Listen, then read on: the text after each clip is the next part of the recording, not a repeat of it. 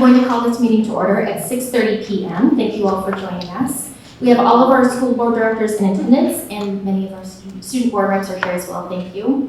As you likely know, there was a mass shooting in Texas, and so we want to take time now to have a moment of silence in remembrance for the students' lives who were lost.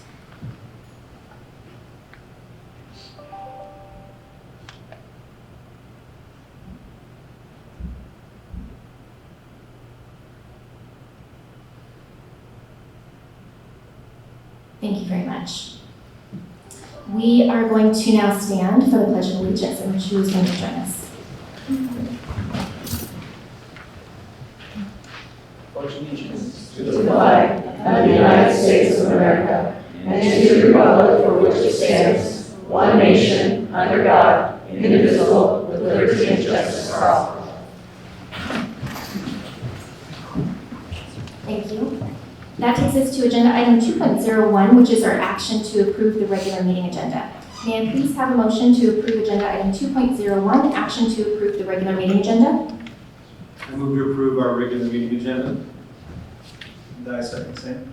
Vice President Miller motioned and Director Wiggins seconded. Thank you. Do we have discussion? Since there's no discussion, I will call for the vote. All in favor? Aye. The approval of agenda item 2.01, action to approve the regular meeting agenda, passes 5-0. And that brings us to agenda item 3.01, which is our public comment portion of the evening. And just in case you are new here, I'm going to read a number of different points that will help you navigate this next couple of minutes. Each person is going to be given 3 minutes per topic to comment, and a maximum of 20 minutes per any one topic will be allowed. Speakers whose comments are less than 3 minutes in length may not defer their remaining time to others. If there are multiple speakers on one topic, speakers may be limited to points of view not yet expressed. Any person wishing his or her comment retained as part of the permanent record may submit a prepared statement to the board secretary prior to the oral presentation. The president may interrupt or terminate an individual statement when it is too lengthy, personally directed, abusive, obscene, or irrelevant. Comments and concerns relative to district personnel will not be heard in public, but rather should be directed through the complaints concerning school personnel or programs, which is policy 4220. Formal presentations must be scheduled with the superintendent in writing no later than Tuesday noon, 1 week preceding the regular meeting. Per board procedure, we will not answer or respond to any questions posed by a speaker tonight, but we will make sure that you get a reply. And in response to upcoming Open Public Meetings Act changes, we will begin distributing written comments to the board electronically rather than reading them out loud, and that change will take into effect on June 9th. So tonight we have 2 public comments, and we're going to begin with Warren Iverson.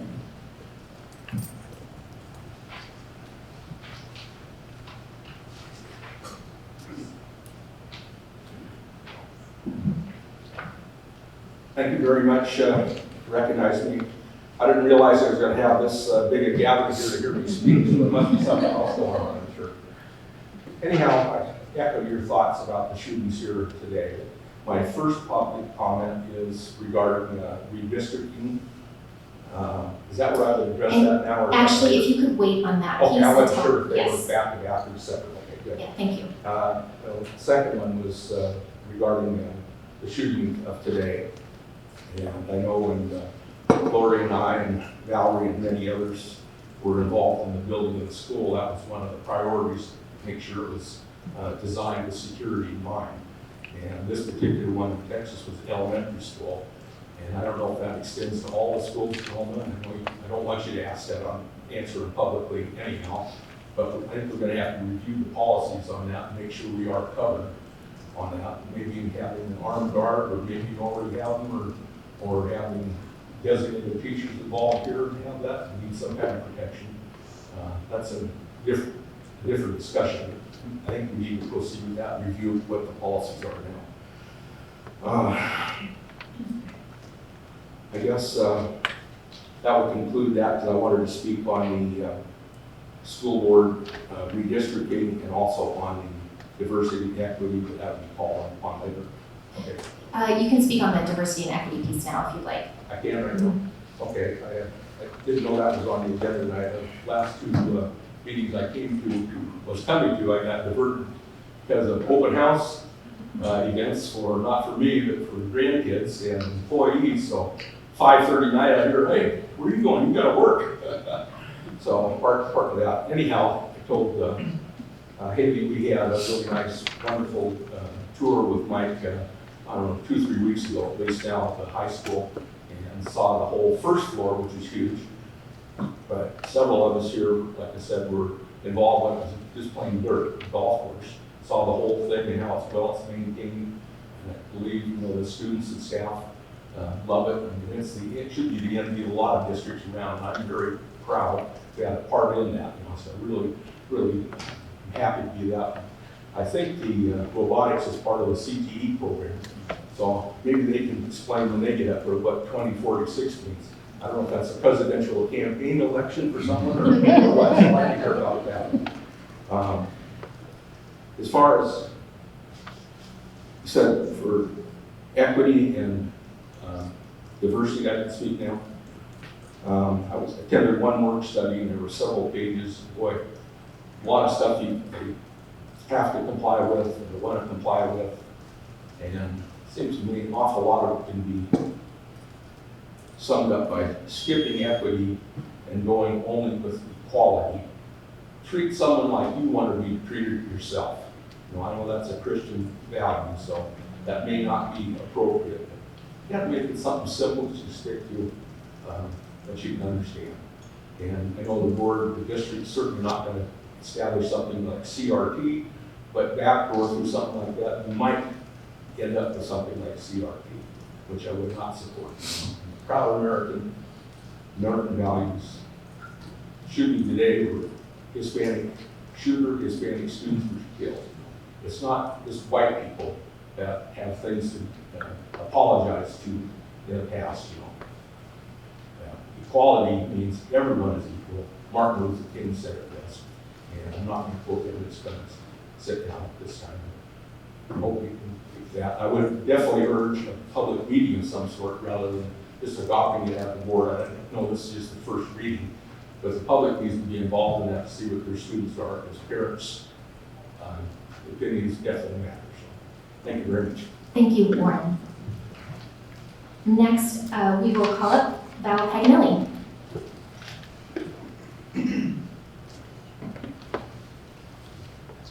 Thank you, Val Paganelli, 25005 Southeast 216th Street in Maple Valley, part of District 5. Boundaries, and I'll talk on that agenda item later. At this point, I just want to say it's wonderful to see you guys. Thank you for your work. There's 2 agenda items tonight that I feel really connected with based on my board service, and I just wanted to share my thoughts and hopes that these are items that you have vetted amongst yourselves and continue to think about, even though I'm no longer at the dais.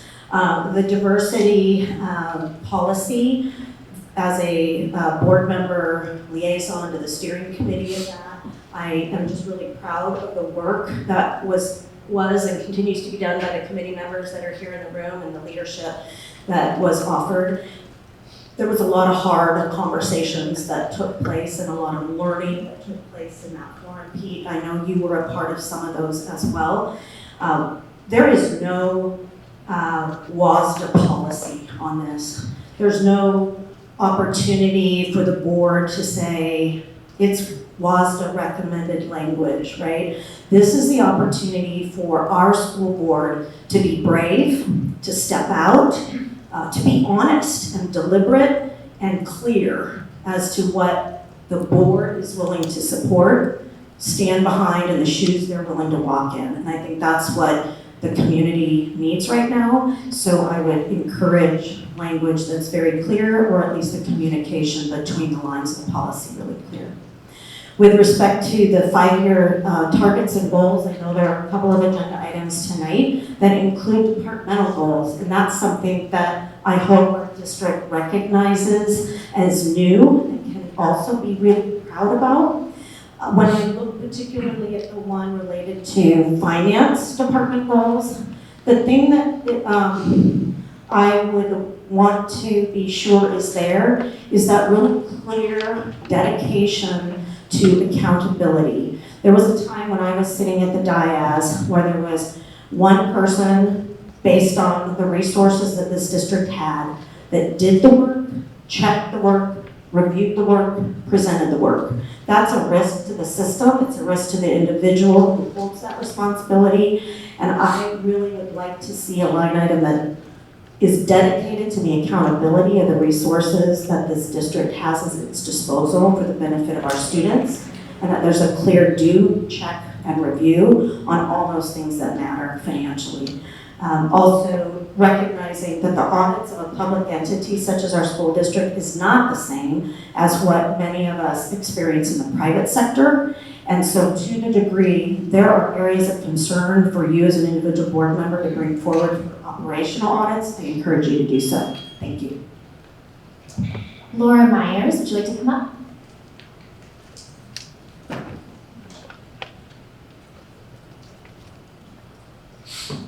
Good evening, thank you. Laura Myers, parent in Maple Valley.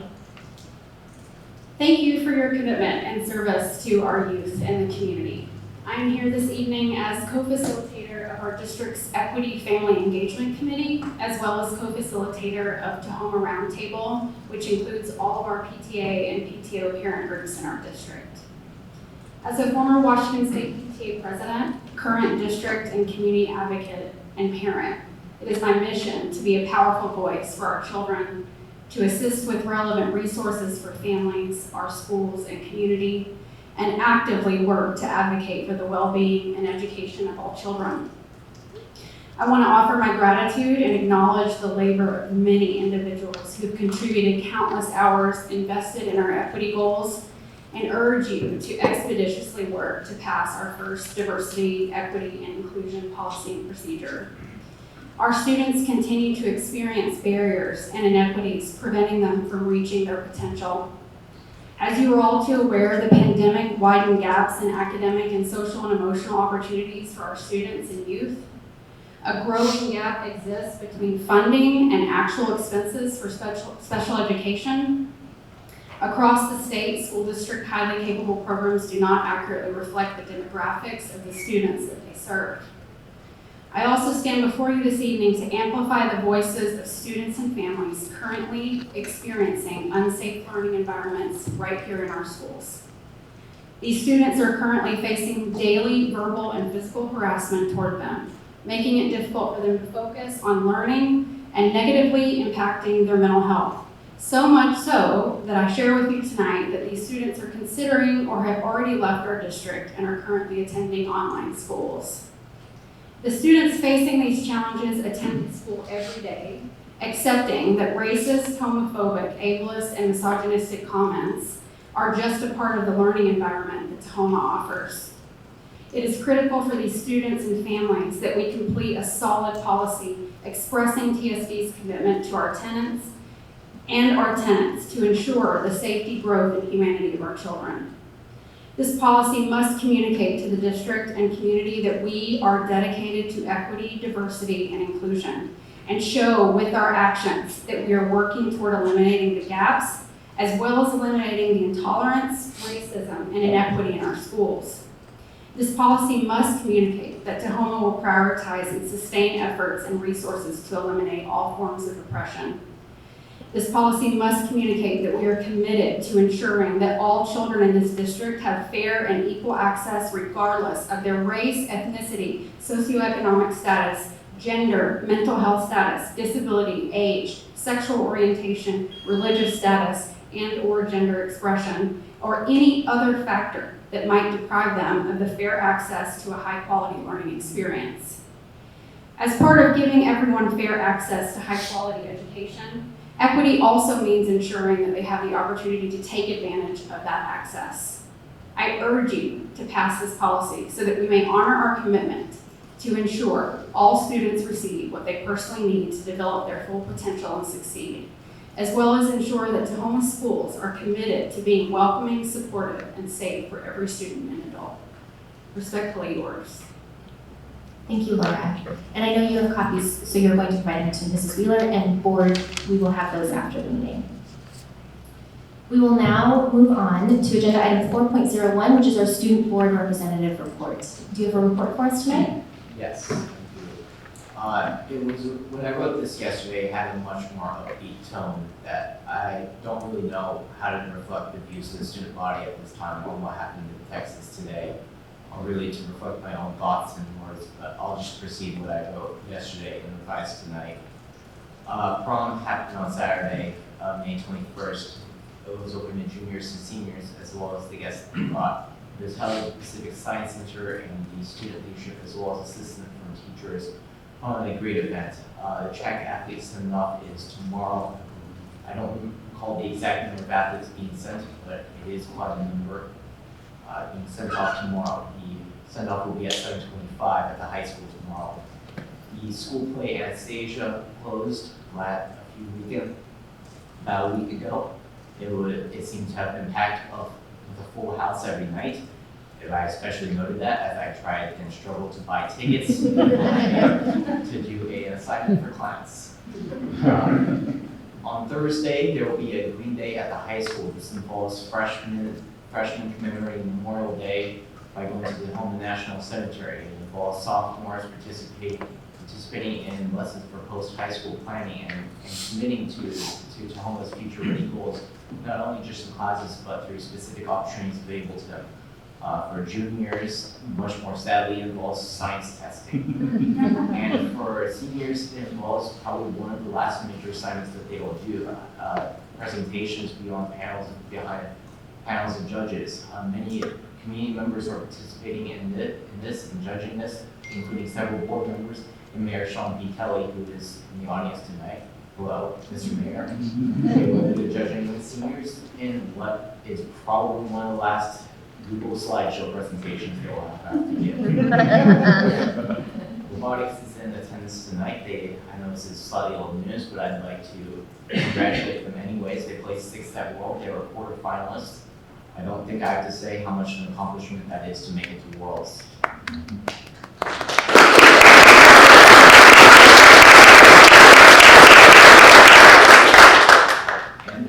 The school year. This also means that it's time for ASB elections at the middle schools and high schools. We will be hearing from ASB officers tonight, I believe, on their budgets, but for many, am I incorrect? I see some laughter, but okay, thank you. So we're going to be hearing budgets tonight, and those elections that have happened will determine who is going to be here next year to present those budgets to the board again. And with the end of the school year, that also brings graduation. I think many seniors are counting down how many days of school there are left. It is 10 days left, if you don't count Thursday.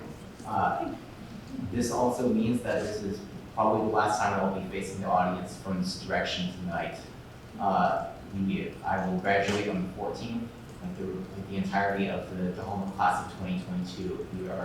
We have put out the call for new student representatives to the school board. We received those on Friday, and we'll be interviewing them in the future. But even though there is a board meeting the day before graduation, I want to just say thank you for the opportunity to be in this role, and thank you to the student body for really being what it is and being there for everybody. So thank you.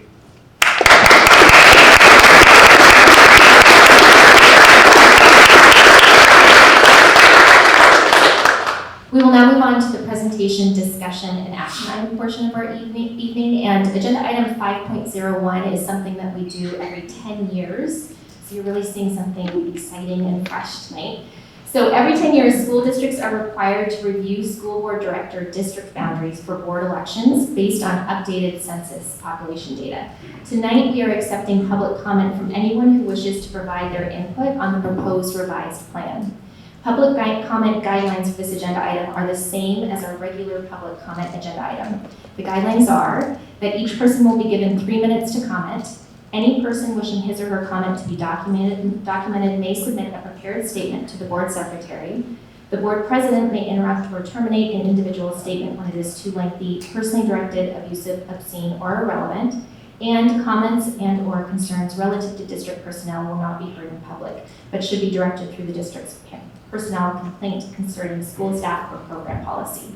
So we have two public members of our public who have signed up to share their thoughts. Warren Iverson, I'd like to welcome you back to the microphone.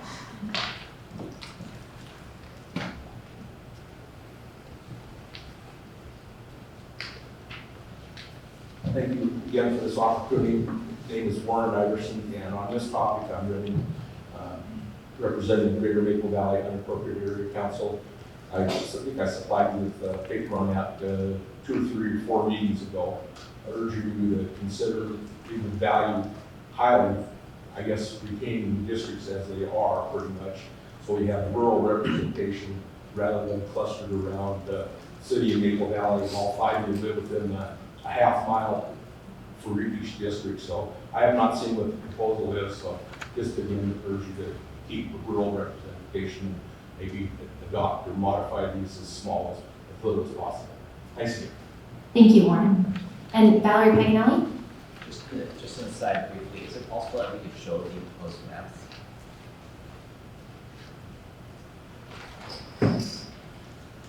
So you want me to just use the rest of Warren's time, or you want me to start at full 3 minutes? I don't know. So this is another agenda item that while I was still sitting at the dais representing District 5, we began the work. I had a series of questions, and so I wanted to be sure to circle back.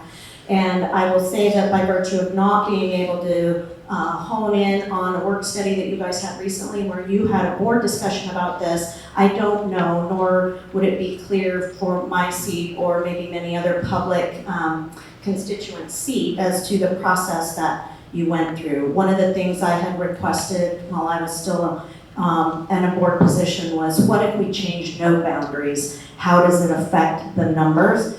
We as a district have a lot to celebrate. We've grown 16% in the number of people in our district since the last time these boundaries were drawn. Embedded in those numbers are a 62% increase in the Hispanic demographic and a 227% increase in the non-white and mixed demographic, primarily Asian. Those are things to celebrate.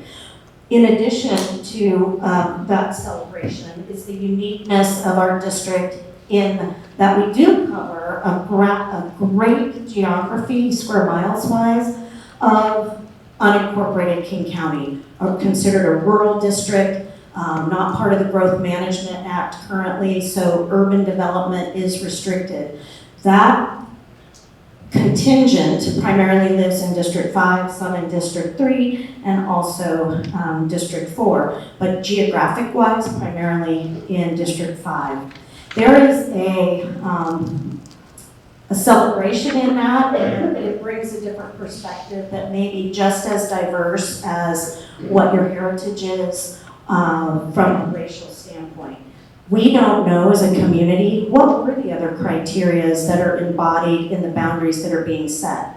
So the observations I can make is that District 5, if I look specifically at it, it now has an additional swath of what's considered the urban corridor within Maple Valley.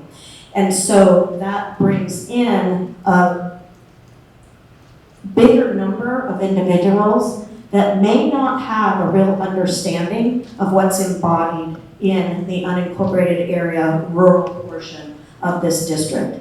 And there are things that have happened within this district, not necessarily under my watch as a board member, but in general for the district, the history involved in that, the reasons that we have some of the successes and celebrations that we have. I don't want to see us lose that by virtue of reconfiguring in such a way that divides neighborhoods as well as divides the rural representation. So those are the things of mine for me. Other districts would call it a community of interest, and I would encourage the district to show the criteria that are being used and how the decisions are being made beyond the demographic, racial, and census-wise. Thank you. Thank you to everybody who gave a public comment tonight. The board is going to review your comments and further discuss them as needed, and then we anticipate that we will circle back on this during our June 13th regular school board meeting, scheduled then to hold a second reading and vote on the revised plan on June 28th. So that's our hope, more to come.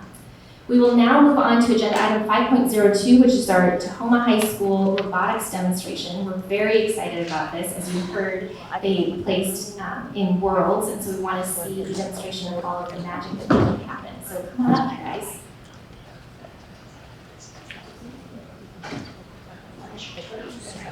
Hello,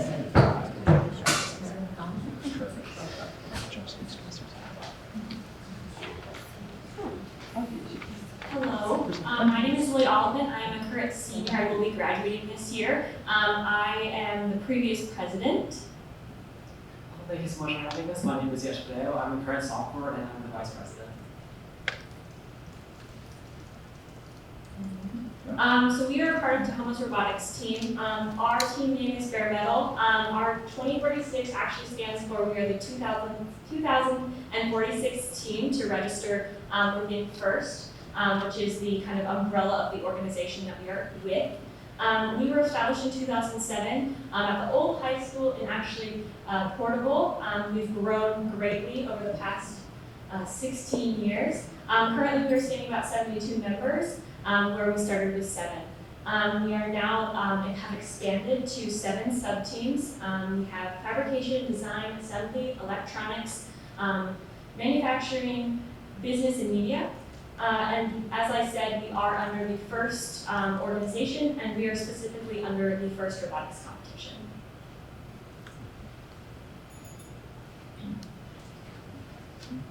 So expanding a little bit further on that, so we could be under the organization of FIRST, which stands for Global Inspiration and Recognition of Science and Technology. So within that, there's 4 different levels of competition. There's First Legal League Junior, which kind of encompasses kindergarten through 4th grade.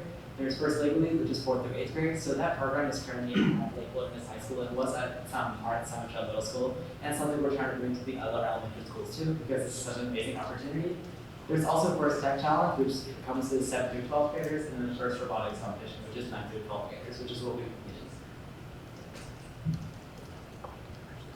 So the game that we played this year was the 2022 Rapid React game. This is what the field looked like.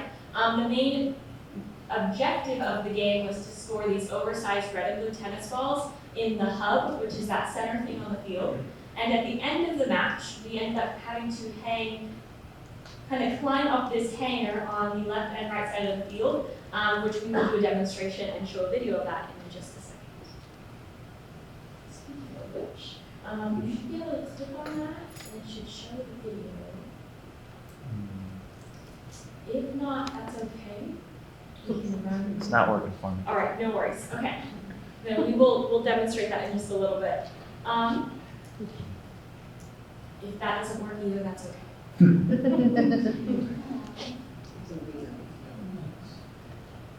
you're good. No worries. All right. So Tahoma Robotics is not just about robots.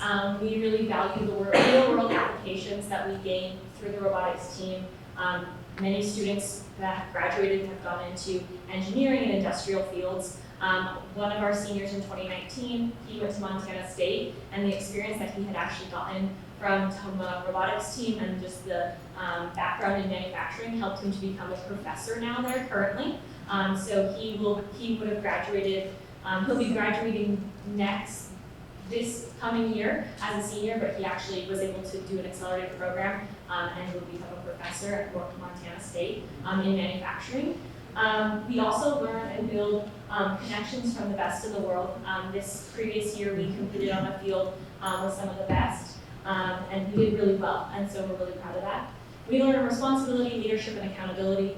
I stood up here in front of the end of this presentation when I was a freshman, and I have learned so much, and I'm so proud to say that I'm part of the Tahoma Robotics team. We also make lifelong friendships, not just with the students on our team, but also PNW-wide. That picture actually in the bottom corner there is with the team from Tacoma. Their name is 360, The Revolution.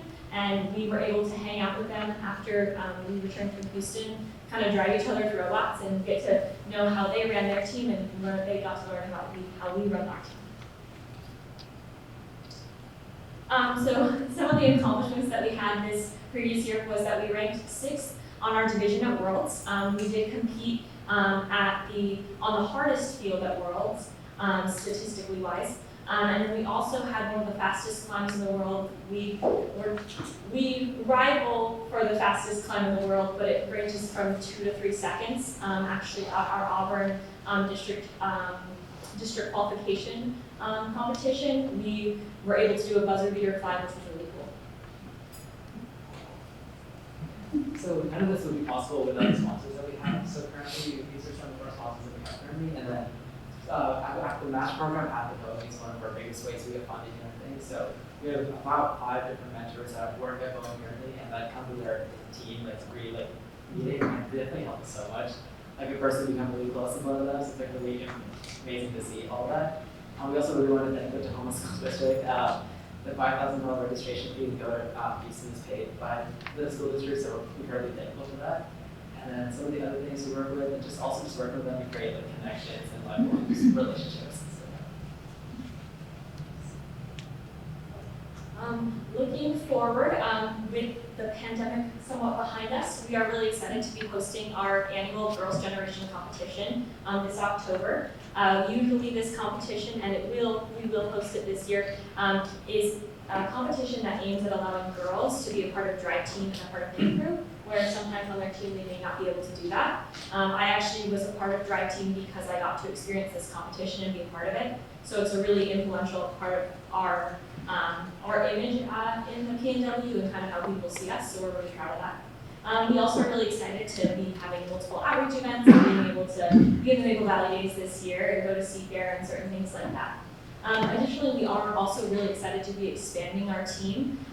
We took a pretty big of a hit during the pandemic and lost a lot of members. And this year we came back really strong, 72, and we're really excited to see that number grow and see the amount of people come in and just get that inspiration and be able to experience robotics. Yeah, so speaking of outreach events, so one of the biggest missions we have for our middle is to reach out to the younger demographic and generally just be able to expand STEM education to anyone that wants to seek it. So at events such as the Cedar River Elementary Carnival on June 3rd and Maple Valley Days and June 10th and June 12th, we set our booths and then we just try to demonstrate our robot to make people more passionate about STEM just like we are. We also have the summer camps. The first week, which is going to be around July 11th through 15th. This is going to be more centered towards 3rd and 5th graders, and then the second week, which is July 18th through 22nd. So we have around 6 or 7 summer camps, each with different topics, including first leg of robotics, as we mentioned earlier. There's also different sub-teams which are featured, including assembly, fabrication, and electronics, and that's something we really want to bring out to the community. Next up, we'll be having a demonstration from our robot, and while it comes in, I was going to pass this board. This is actually our collector from this year.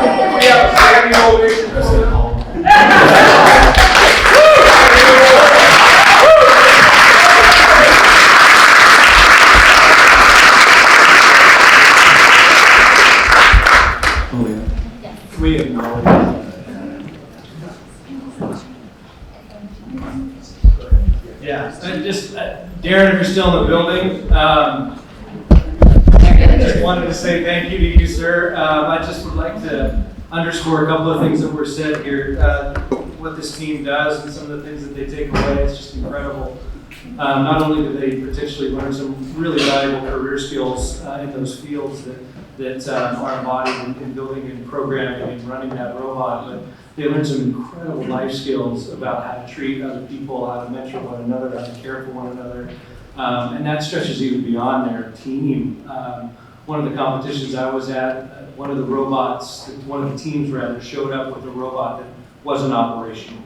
And they were hoping to be there just to kind of see how it all worked and how everything kind of came together. And before you knew it, many of our bare metal team members were over there in that pit helping that team build that robot so that they could compete in that competition and really get the full breadth of that experience. It was just so touching, and that's just, it was just automatic. That's just something that's ingrained in them, and that's, you all embody gracious professionalism. It's just absolutely tremendous. And so, really thankful for this program, what it means to our students, and thank you, Mr. Collins, for your leadership and for inspiring these incredible students to do what they do. We really appreciate it.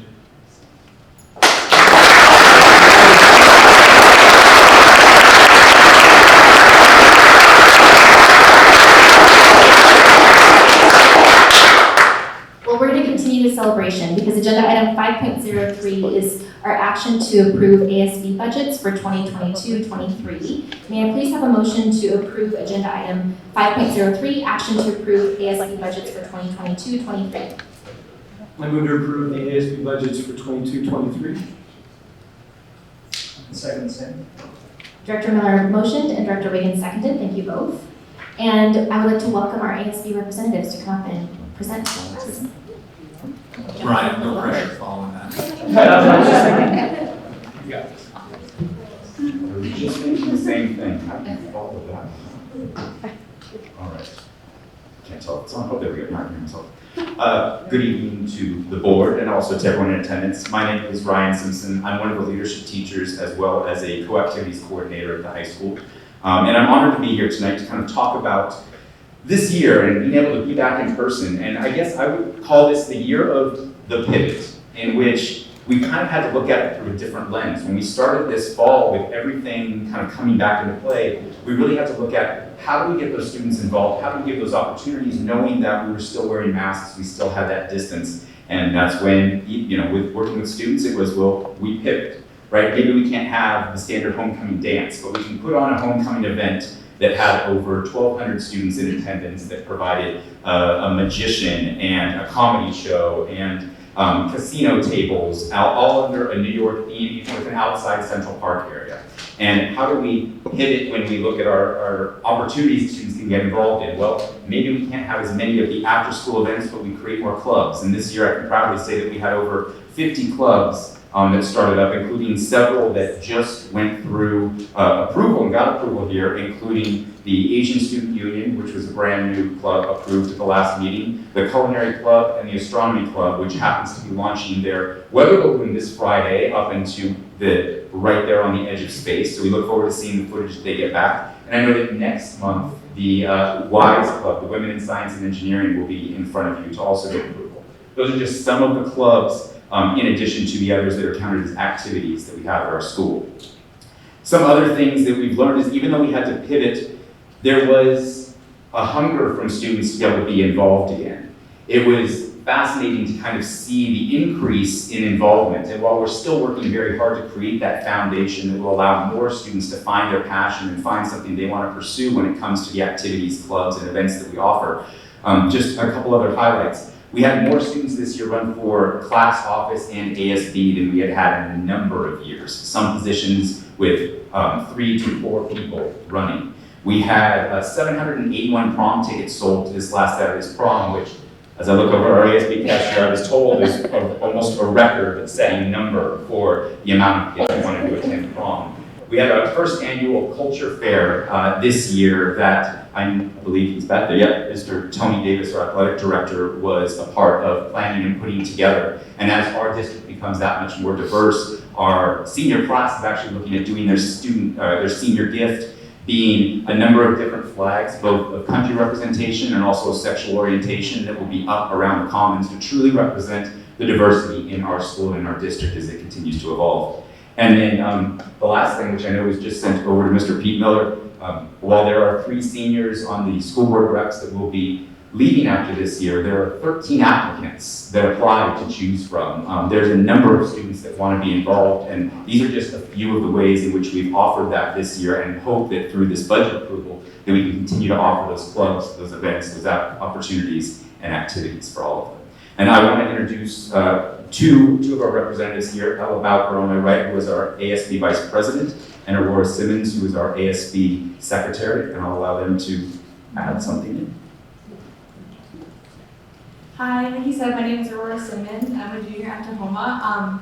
I'm doing the budget this year. It was a long day, first of all.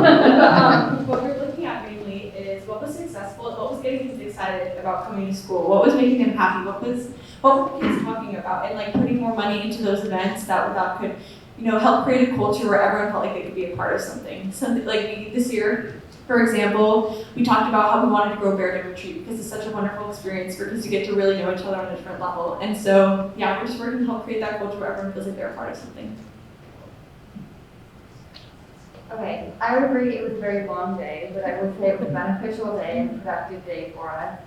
We really tried to make sure that we got money to all the different clubs in the school, not just the ones that are the most popular or most well-known. And for example, like astronomy club that just started up this year, we gave them some money to put up their weather balloon in space, which I think is awesome. But they don't get heard about as much because they're a smaller club and there aren't as many members and they don't have as much, recognition per se. So we really focus on making sure that we account for everyone in our budget, and like Laura said, with Bear Dam Retreat, I think that's another great thing that Tahoma does that is really unique for Tahoma, and especially for Tahoma leadership.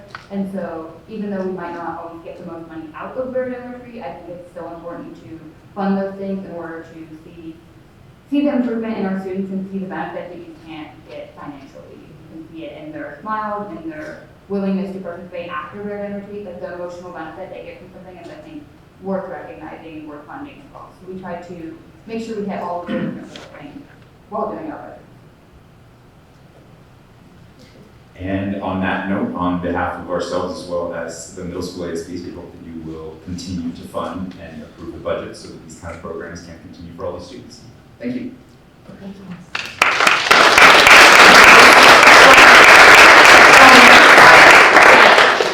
Oh, I'm sorry. I should probably stay for questions. We have a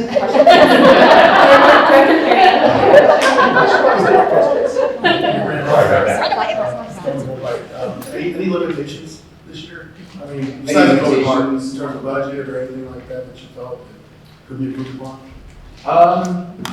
I wouldn't say at this moment. I think part of the struggle with knowing if there were any limitations is we were kind of running off what were we able to do, and obviously the fall gave us a different perspective than the spring.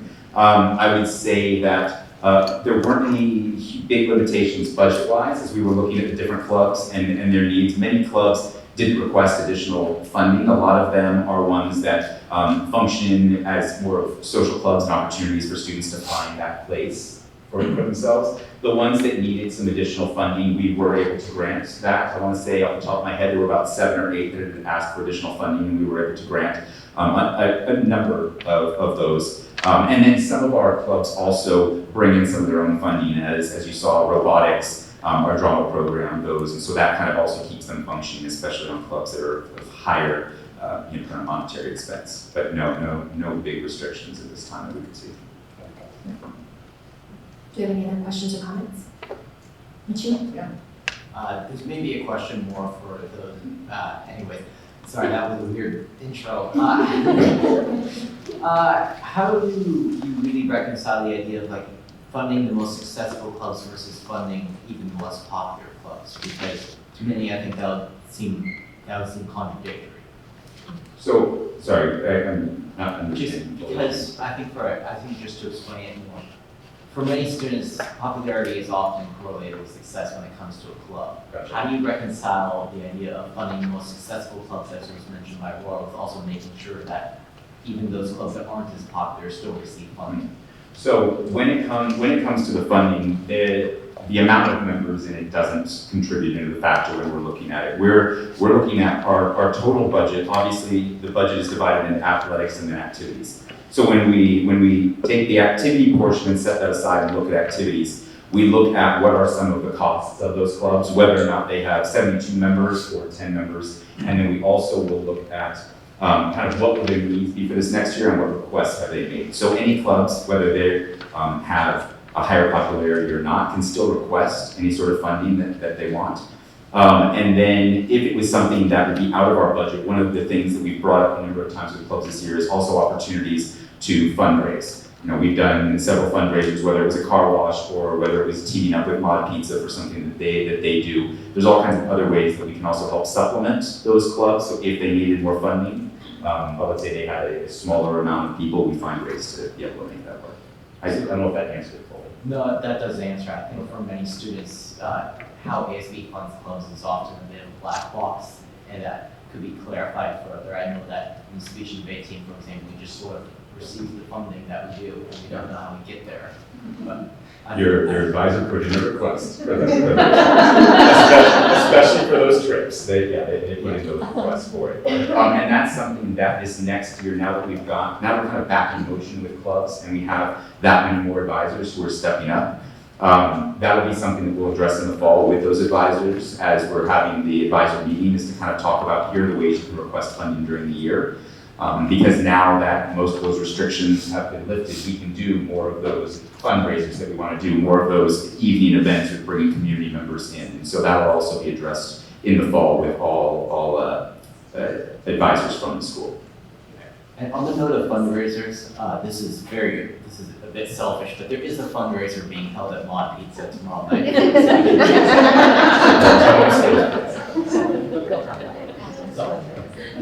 Director Wiggins and Director Pendergraft, do you have any questions or comments? No? Okay, thank you. Since there are no more comments or questions, I will call for the vote. All in favor? Aye.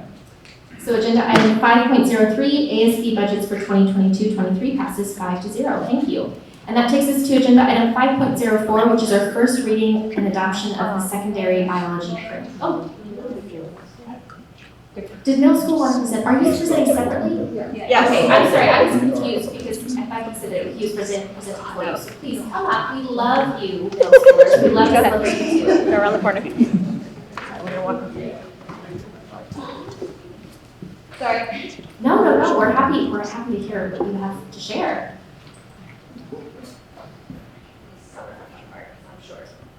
So I'm Jennifer Dunham. I am the ASB director at Mapleview Middle School, and I brought with me Ephraim.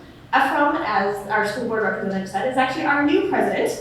And so I told him I wasn't going to make him speak today. I would give him a kind of experience what was going to happen. Unfortunately, both my treasurers and my current president were unable to make it tonight, so it'll be just me talking, and I apologize for that. I want to start by talking about some of our successes this year. I was able to bring a program called Involve to our school this year. It was funded through a grant from the Tahoma Schools Foundation. It cost about $3,500. The speaker, his name is Scott Bakovich, and he comes and he met with our current ASB leadership, my advanced leadership kids, our class representatives, and really talked about how do we revamp what we think of as activities and thinking about the whole school so that we are thinking beyond those common things, those things we do because it's always been done. And what's the message we send? Like, he's a big believer in every single thing we do sends a message. Therefore, you need to start with the message you're trying to send and plan the activity that matches that. The idea of growth in belonging can come in two ways. It can come because you scare people, or it can come because they're comfortable and willing to stretch themselves. And obviously, our goal would be to start from you're comfortable and you want to stretch yourself. Things like spirit days can actually be really super scary to middle school kids. And so we tried really hard. A perfect example of something we did was that when we did favorite sport day, it was favorite sport or activity day. Because what if I don't like sports? What if I'm not a sport person? Like, now I just don't get to participate?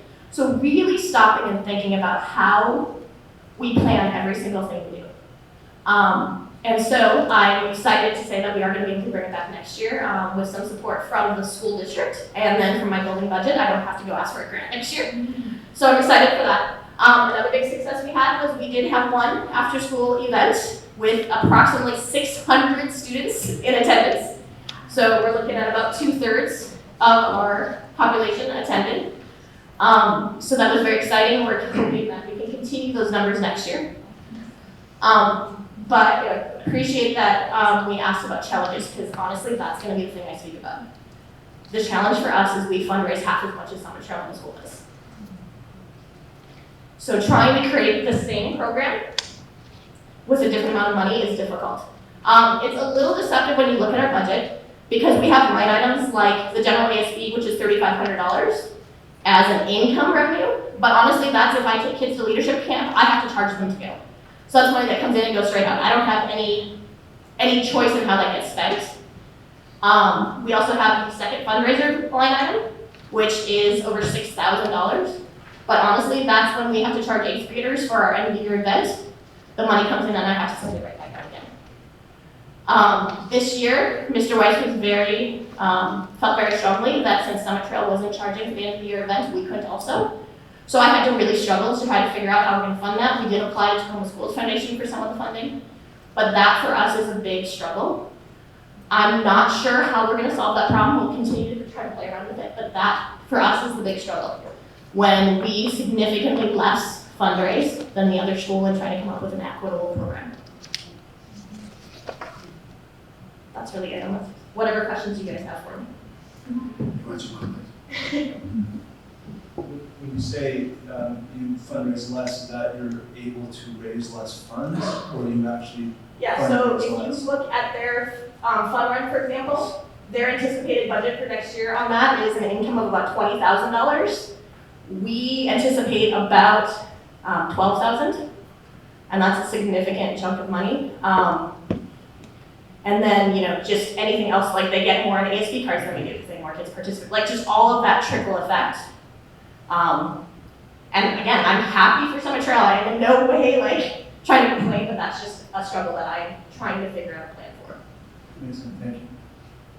Has there been any talk about combining the two buckets of money? And the only reason I ask that question is because I know the PTAs of both of those buildings have combined forces because of similar struggles that they had among parent participation, parent fundraising, that kind of thing. So has there been any talk of that, or does it feel very much like each school needs to have their own ASB? Not that I've heard of. I think it would be hard when you're thinking about planning events and how do you decide whose funding is where. They also do their budget very differently than we do in the fact that at the end of the year, they take all the money back from all their clubs and then redistribute it every year versus we purposely leave it there so that they can save up for those big purchases that they need. But I don't know, that would have been, if there was a discussion, it was before my time. And I took over during COVID, so I've only been doing this for a few years. Thank you. Did you say your student's name there is Ephraim? Ephraim, yes. Is that correct? And you're going to be the president? He is our new president. President Ephraim, can I ask you a question? Hello. What is your favorite thing about ASB? I don't know, representing the school. It's a big responsibility, and I hope that I'll do really good. And I'm really proud about how we run things and how we show our culture and appreciation and all that kind of stuff. But yeah, that's basically it. That was a wonderful answer. That's wonderful.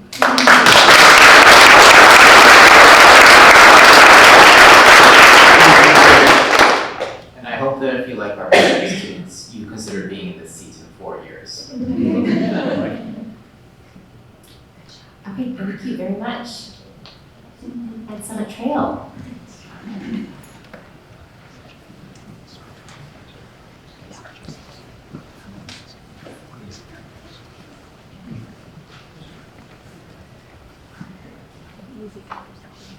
Hi, I'm Grant Simmons, I'm the ASB president.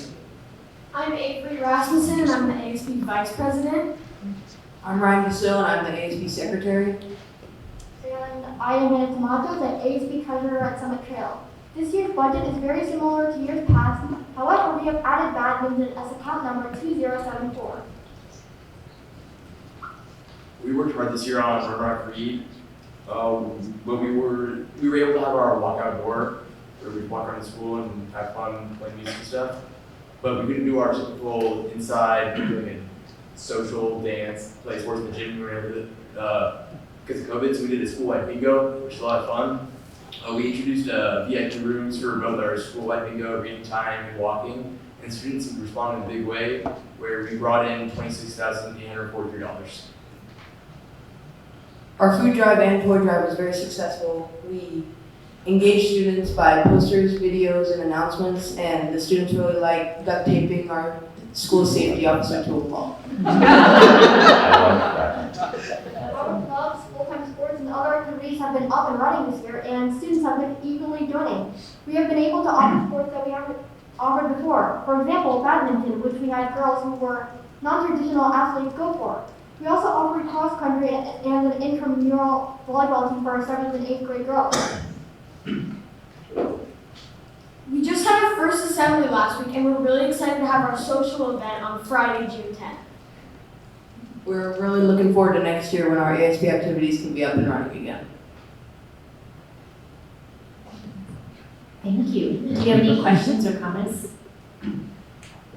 Yeah, same question. Have I seen any limitations this year besides COVID in your budget or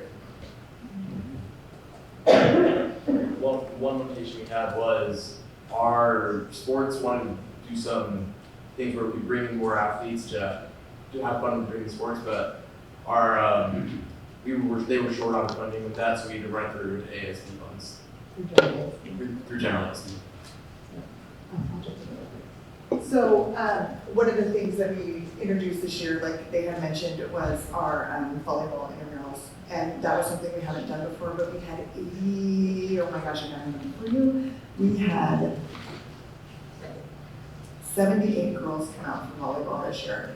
And so they tried to figure out what they could do so they didn't have to turn them away. And so one of the things that they did was they increased the 2 teams, the 7th grade and the 8th grade team by 2.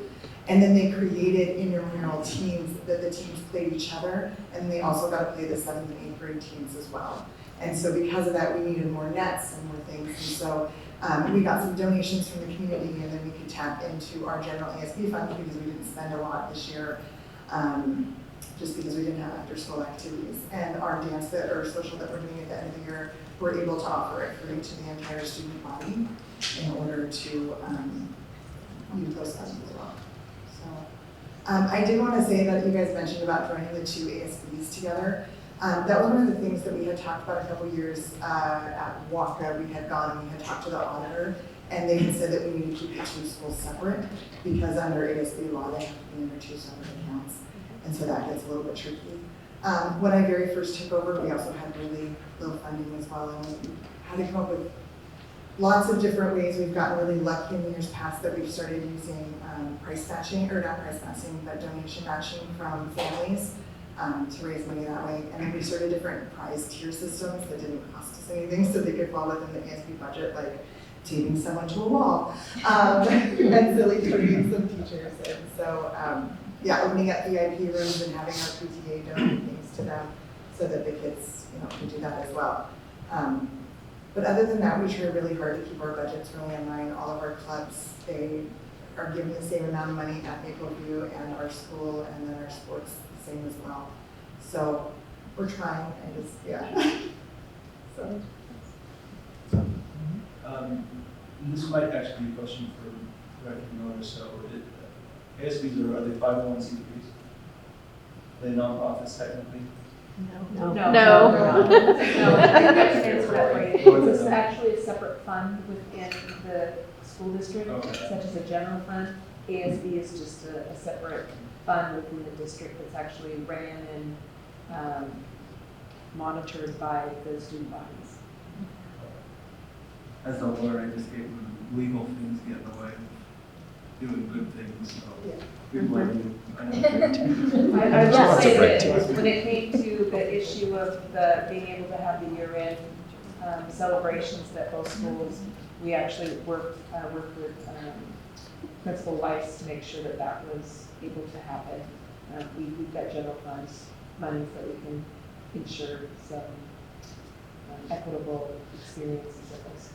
So the segregation separates out. So you can't share the account. Can you transfer between accounts? No. For certain activities you can, if the activities are combined. For instance, the example is drama. Yes. When the drama clubs combine into an activity, they can combine those funds, but it's only if those particular activities are truly a combined activity. Interesting. So like we send money over to drama every month, but they pretty much the same use also. Yeah. I'm working here. No, I know. I've been doing ASB for 9 years, so it's something that we've spent a lot of time trying to, look at and figure out. And a couple years ago, we looked over the budget, but there were some line items that we obviously didn't understand because we, thought they make a lot more when they do have after-school activities than we do. We don't make any. We always lose money on our after-school activities. I think the most we had right before COVID, we had like 200 kids show up, and we were like all so excited.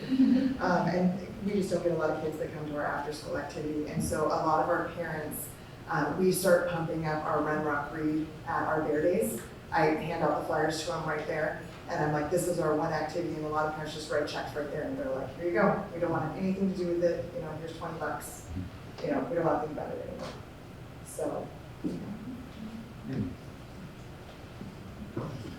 Well, thank you. Thank you again. We are so grateful to all of the students, all of the faculty who step up in these leadership roles. You all are making such a huge difference in our communities for our students. And so thank you, because we know it's extra time, extra energy, and a whole lot of love. So we appreciate you a lot.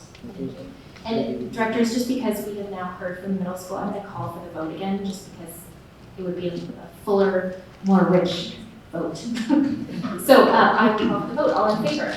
Aye.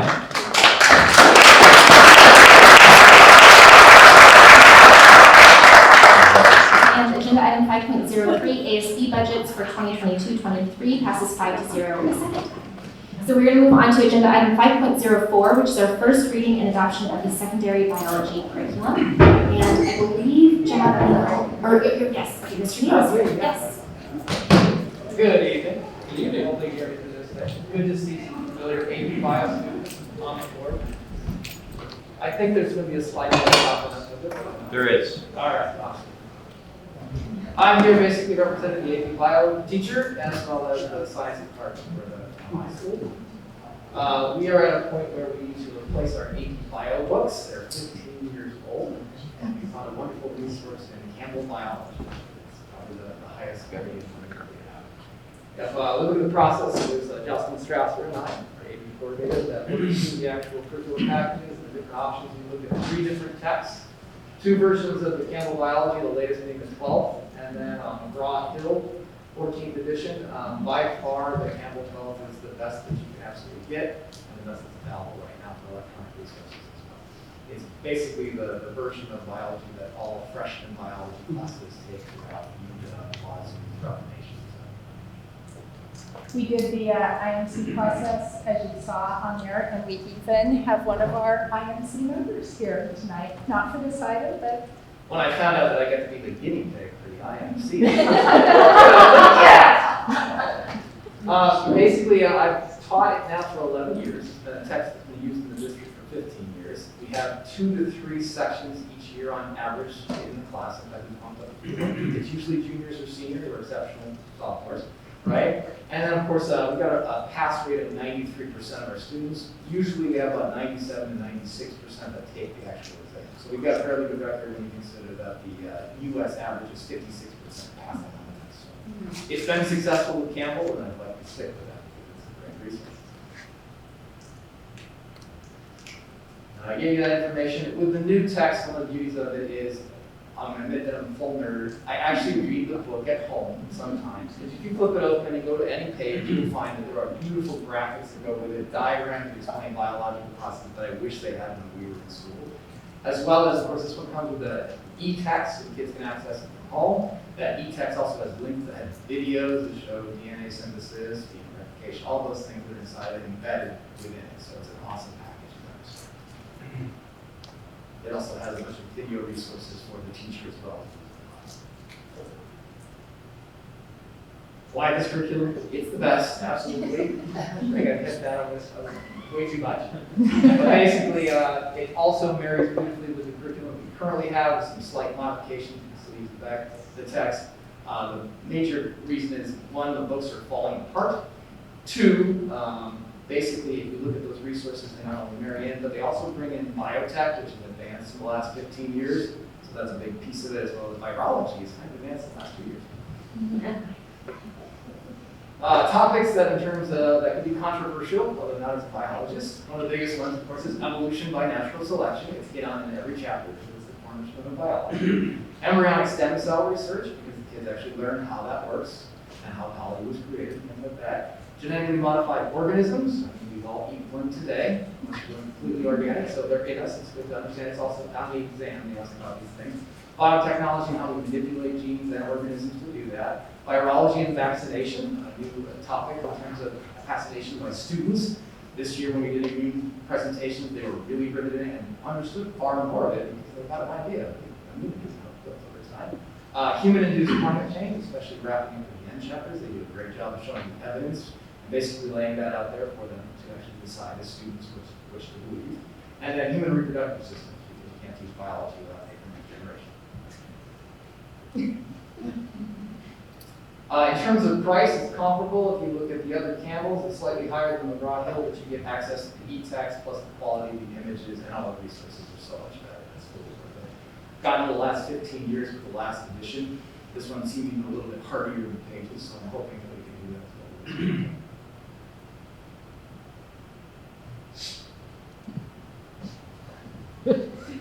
Are there any questions? So I was actually a biochem major in college, and so when I actually read some of the, I didn't read all of them, that would have been ridiculous. I read parts that I actually understood. And what you said about the content, it's the stuff that's in that book is senior level, like when I was in the biochem program, we done senior level stuff back then, even borderline like master's level.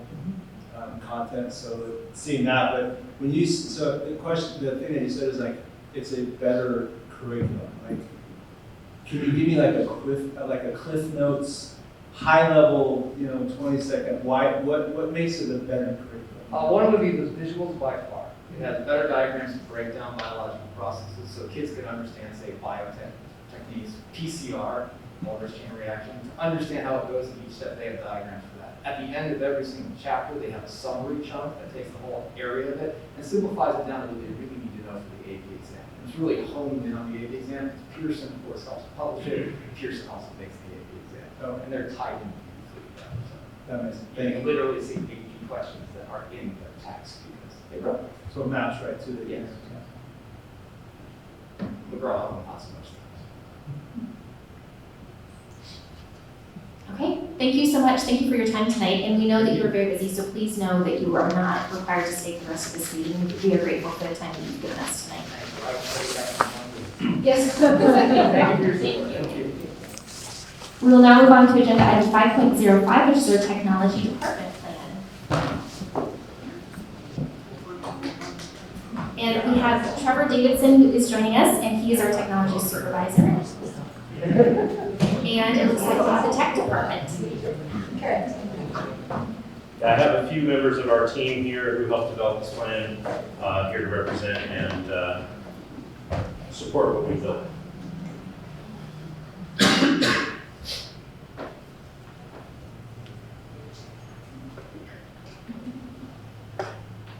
Okay, so we engaged through several different steps into trying to find our pairs plan. We started by creating some sessions to identify what our core values are. This was done to identify that set of values that we share as a group. We came across a very curious effect in this, that we identified several different core values that we all shared, but we didn't necessarily exhibit. So that was part of what was able to help guide us towards developing this plan. A lot of these were around teamwork and communication, as well as striving to be transparent on a daily basis, and sometimes falling short of that. We identified 4 of our most base values. From that, we then developed those 4 as the parent ideas. From that, we then selected some of the more specific values that we saw that may fell underneath that parent, and tried to develop a interpretation of how it applies to our department.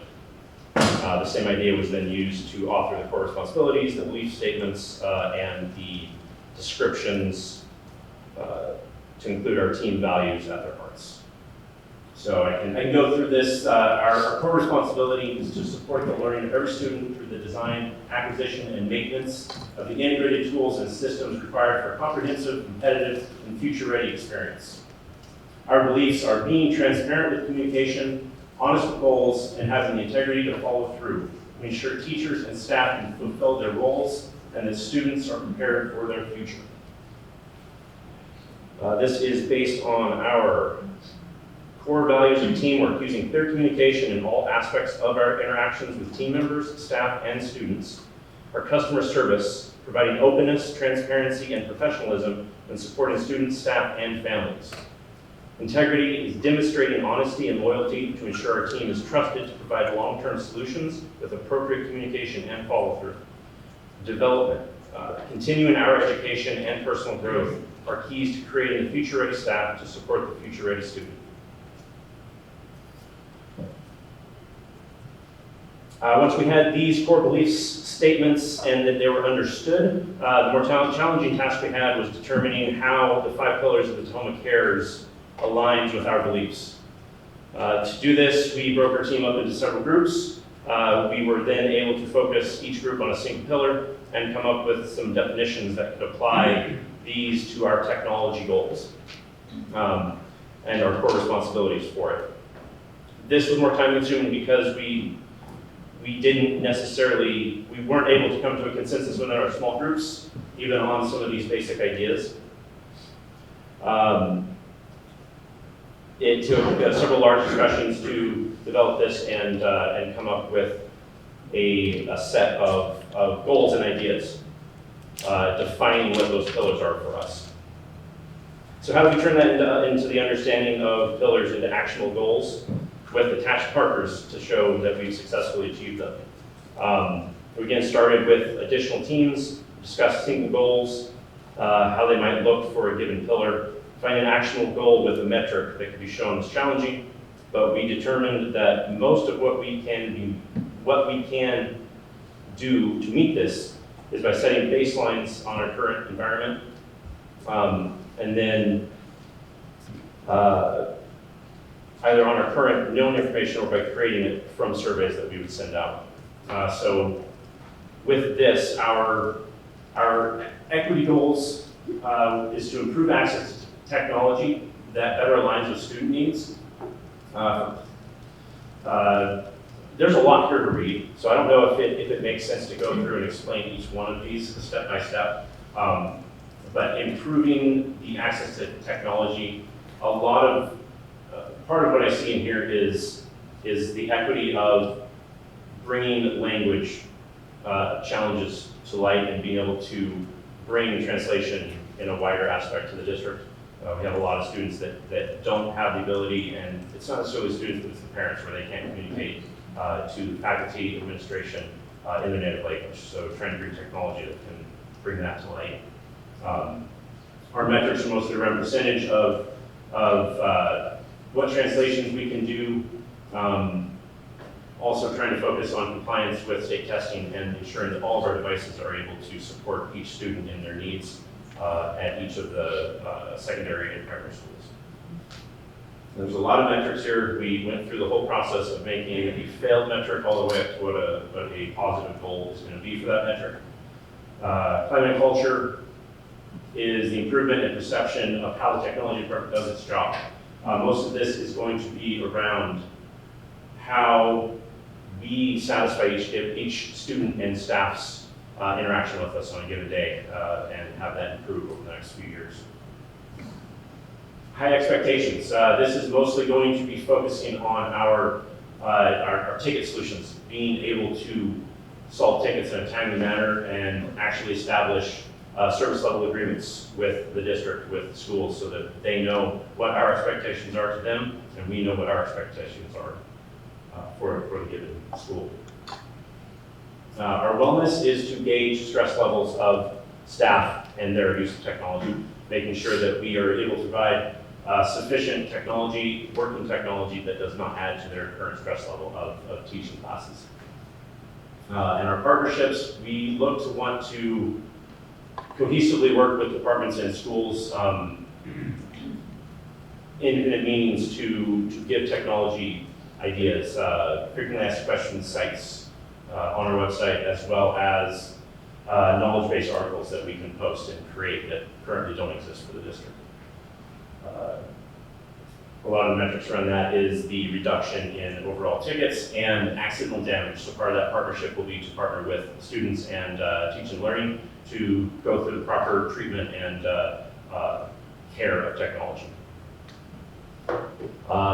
With that, I invite any questions that the board might have, and I thank my team for being here today to support our goals. Directors, do you have any questions or comments? Thank you. I mean, really, after 2 years, what a way to evolve the deployment of technology in school, like, under those kinds of circumstances. I had an opportunity to sit in on one of the meetings, and just the thought and thinking that goes behind not only about the best technology practices, but how to get those into the hands of all the kids from an equity standpoint. I thought was really important. And then finally, on behalf of the entire Wiggins family, I apologize for all the damage to computers that we probably would have. I'll make amends for that at some point. At least before prom. Yeah, that's right. Not my fault. I just wanted to celebrate 100% of TSD language translations available. That's really Well, we're not there yet. That's going to be the achievable goal by 2025. okay. That's going to be our metric. Where are we right now? We don't have the metric on that yet. Okay. But I know from communications with special services that we are lacking in that. Okay. So that's And the effective execution of that technology. okay. Because I was looking at that, seeing it was green, and I was thinking green that we need. So I interpreted this as green being this shows full success Okay. to meet this goal Okay. by the year 2025. We're on our way. Yeah. I just appreciate the process that y'all went through, and I think that the kind of discovery of each other's values in that foundational step, and the call it productive struggle of getting to page 2 of your materials, and not necessarily agreeing on what those targets would be, and so on, and because the things that you mentioned here that are on this slide in that first column, I think are things that really move our system forward. And so it was time well spent to get to this point, and if we achieve those things, we'll be in a great place by 2025. So thanks. And I think Teresa Krause and Lori Cloud for assisting in that as well, and help develop how this process will move forward. Yeah, I mean, my concern or my thoughts is every device for every student is a great thing. We should be doing that. I appreciate Lonnie for doing that. My next concern off of that is how do we make sure that every student knows how to use that device? Because there's students that are in our community who may not have never seen this device growing up, and there's others that probably seen this device since they're 5 years old. So how do we make sure through partnerships with our teachers in our district that every student knows how to use these devices? Is that ongoing? That's a very good topic. It is ongoing. I partner weekly with the teaching and learning department to discuss these types of topics. That is a very, it's part of what we have in partnerships with that goal and the additional training, but it probably does go and lead more into the equity portion as well to make sure that every student is able to do the same work as their partner. So that's a very good point. Thank you. I love the way that you've laid out those dashboard measures because I can see the progress and the step-by-step improvements that will be made in order to get a green in all of those areas. As you look at the different action items that you are going to be working through over the next many years until 2025, which one are you going to start with first and why? We're probably going to start with the additional training, the partnerships portion, additional training of students on device treatment. Part of our goal is with refreshes and trying to move into a more of a one-to-one take-home plan at the middle school instead of the BYOD plan. Is going to show us how well that training is happening and at a much quicker rate because of starting to roll those one-to-one plan out at the middle school. Thank you. I don't think we have any other questions or comments, but thank you all very much for the time and effort that you put into this. It's exciting. Thank you.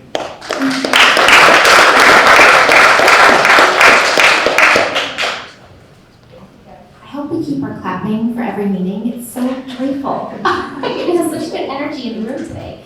So we have agenda item 5.06, which is our finance department plan.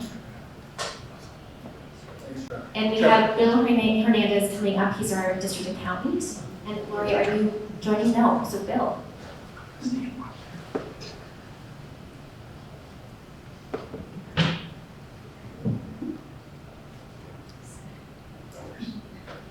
All right, good evening, everyone. I see that the crowd saw my name on the agenda again. Yeah, my name is Bill Hernandez.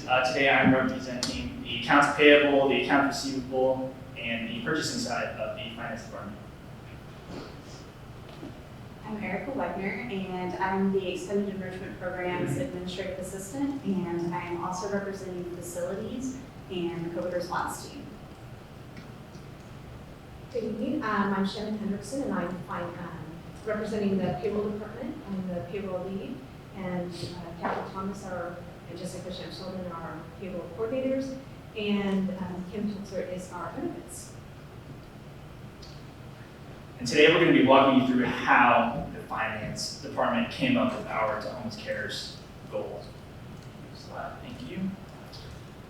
So the finance department is really unique in that we don't just have finance in our department. So we have the traditional payroll, accounts receivable, purchasing side of things, but we also have, like Erica said, our COVID response team technically falls under the finance department. Our extended enrichment program, also under the finance department. Facilities, if you want to run a field, guess what? You go through the finance department. So it's really, really unique in that manner. And before we dove into coming up with our goals, I wanted to take a pulse and see where the department felt like we landed. And right now, it feels like our finance department is disconnected from the students and the board.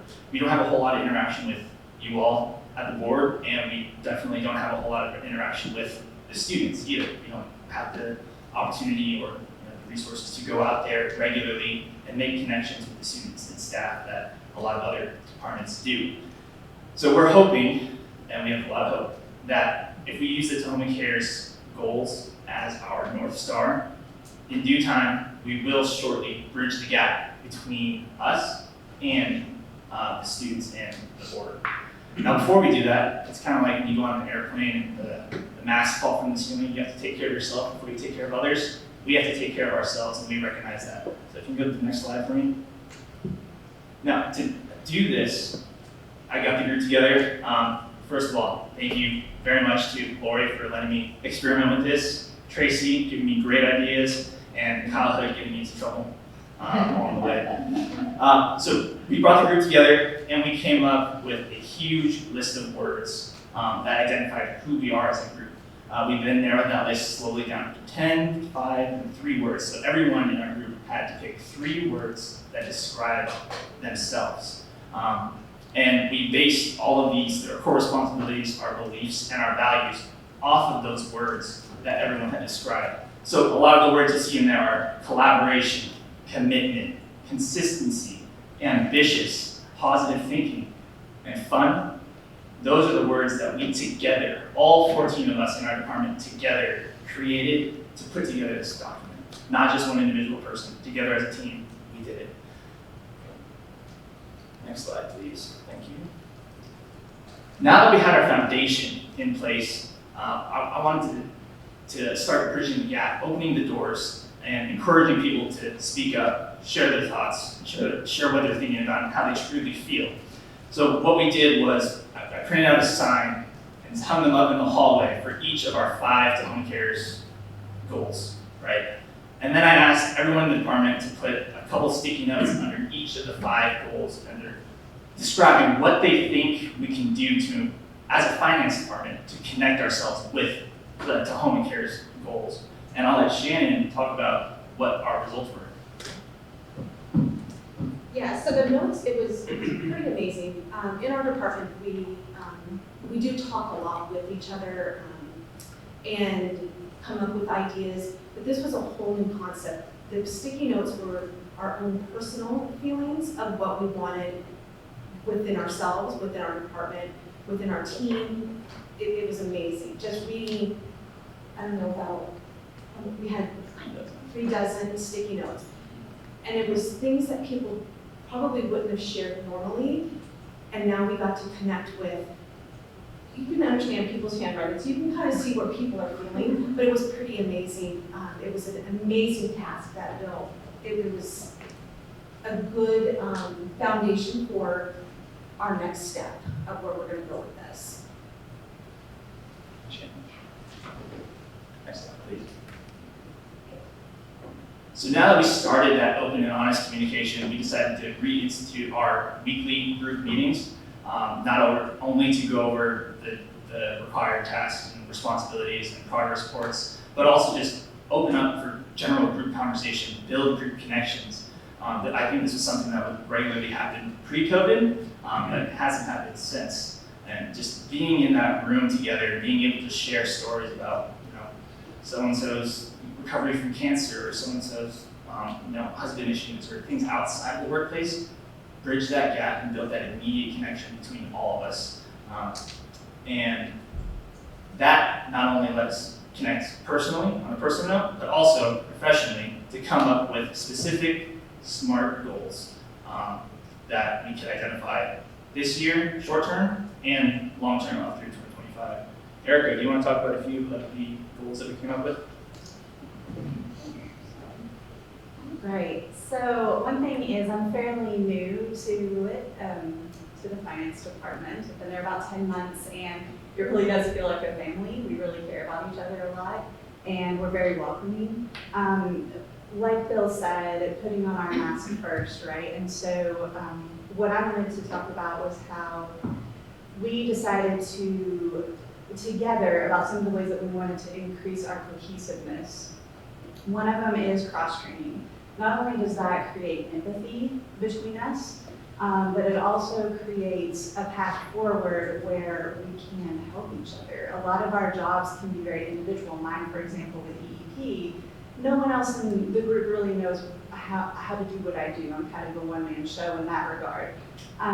With, of course, the guidance of, Lori and some other people, but everybody's always very welcoming and open to me talking out issues with each other. So if we cross-train, then we can open up the door for all of us to know what each other does, fill in when we need to. The other thing is to create internal procedures to make sure that we are efficient, accurate, and we have a clear path about our goals and how we want to accomplish those goals. The other is having group reflective time. So the time that we take together to, just connect, just have fun. We have so much fun in the finance department. If you ever come in, we're always laughing and joking, but we work really hard. And we work long hours. And so to come out of this space where we're kind of coming out of the really work hard space and spending some time together to connect, I think that's only going to make us stronger and be able to be more empathetic, caring, and focused. Let's face it, if you have more fun, then a lot of times you're able to work harder. So those are some of the ways. We also wanted to use that to increase the connection with the district in general. So after we put the mask on, then we want to take what we have built and made stronger and go out into the district. One of the ways that we discussed doing that is creating a welcome package for employees where we introduce ourselves. We have what we do, who does what, contact information, forms that they're going to need to fill out, so that people aren't sort of out there wondering where they go for certain things regarding the finance department. We'll be there, we're making ourselves accessible. So these are some of the ways that we've thought about putting our thoughts that Bill and Shannon have talked about into action. Just kind of going off of what Erica was talking about cross-training. In the payroll department, I'll speak there first, is we pride ourselves in our cross-training. We've kind of done it since day one, since I've been with the district, which has been about 10 years. An example would be, we just happened this last week, we had a few of our employees out with COVID, we had one having a college graduation, and we're batching payroll. Chaos. With that said, the team outside of payroll, what can we do? And it went from 2 people to everybody that was in there to help us get it done. And that's just part of that cross training and talking with each other. And it has been such a life. I mean, it was a struggle and it was hard and it was some long hours last week. But because our team is so close, all of us, from the COVID team helped us, EEP helped us, benefits helped us. And that role that everyone took kind of relieved myself since we had so many people out. And another thing that's happened is a department had come to us and said, we don't understand how to read our paychecks. So kind of getting together and brainstorming what can we do. The direction started of how do we help this particular department understand their paychecks. But then it was what we need, how many other departments don't understand. So instead of the focus being on one particular department, we wanted to design something that was going to help everybody as a whole, which then got our brains thinking, what else can we do? Which kind of led into like the welcome packet and how to enter your, get into your Skyward, just simple things that in our world is just easy and we just do. What about that new employee who's never worked at a school district before? Explaining details of things that they're going to be encountering, that you get paid once a month. Here's a direct deposit form. Just little key things to kind of help ease because you're getting so much information when you're coming in as a new employee, things are forgotten. They don't meet with us, so we're just kind of off that dot of students and the board. And so we're hoping that this welcome packet is just the next step of what we can create to help.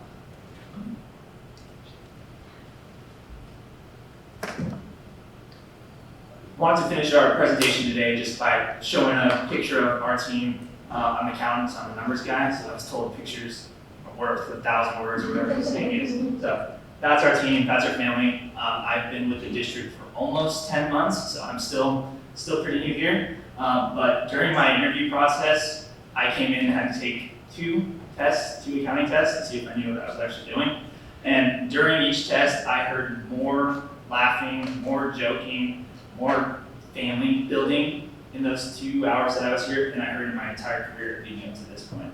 This is a team that I knew I had to be a part of, that I wanted to be here, and I'm hoping that with our, like I said, the Tahoma Cares as our North Star, we'll see this department flourish even more than it already is. Any questions? Mitchell? So, on the goals, I mentioned collaboration with students. What does that look like to you? Because I didn't hear it talked about much later on. Yeah, good question. And that's something that we're still brainstorming, still working on how we do it. We've received a lot of feedback from especially the elementary schools where, when collecting field trip money, the admin's already so overworked and there's so much chaos going on in their, they don't even have an office at their desk, right? How are they supposed to collect money from first graders when a kindergartner can kind of grab a stapler and throw it off the desk? Something that I've been brainstorming with the rest of the team is, well, what if one of us went out there one day and said, hey, we've got your back, we'll be there for 2 hours that day. Send all of your kids down, we'll handle it. Or, brainstorm different areas in that regard. Another thing that was brought up today was equity piece, specifically between Mapleview and Summit Trail. That's something that we are aware of and we're trying to figure out the best approach to do that. I think the upcoming House Bill 1660 will address some of those concerns. Not all of them, so that's also on our radar and something that we're working toward every day and hoping to have that implemented by next year. Yeah, so 5-year dashboard measures, since Trevor's still there, I'll pick this one out, are very technology oriented. How much do you partner with the technology team on your measures and how to achieve those?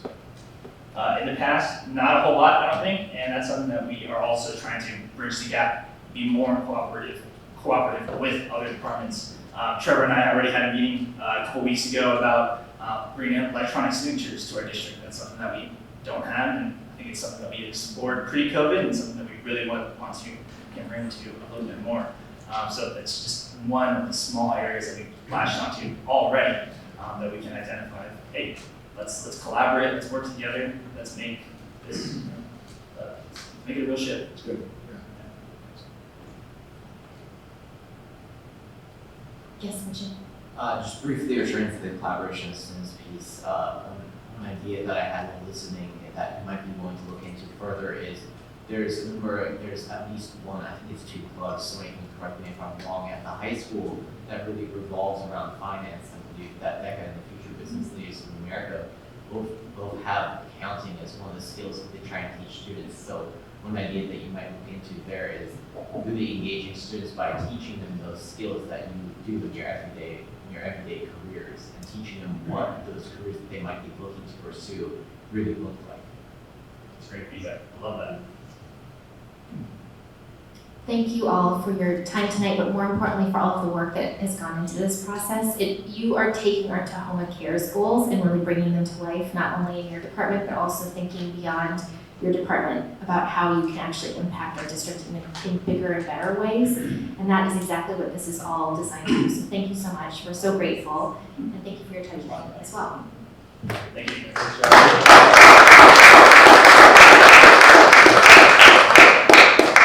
We will now move on to agenda item 5.07, which is our action to approve 2022-23 board targets. May I please have a motion to approve agenda item 5.07, action to approve the 2022-23 board targets?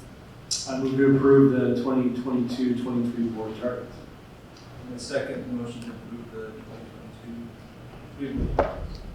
Vice President Miller motioned and Director Wiggins seconded. Thank you both. The board spent a total of 1 hour and 10 minutes combined at the May 10th, September 28th, and February 28th board meetings, listening to updates and discussing the board's 2025 Tahoma goals and targets. And we're excited to hear more tonight, so thank you for joining us. Well, as you'll recall, we were actually here at the last meeting, which I know you just referenced in your notes, which is awesome.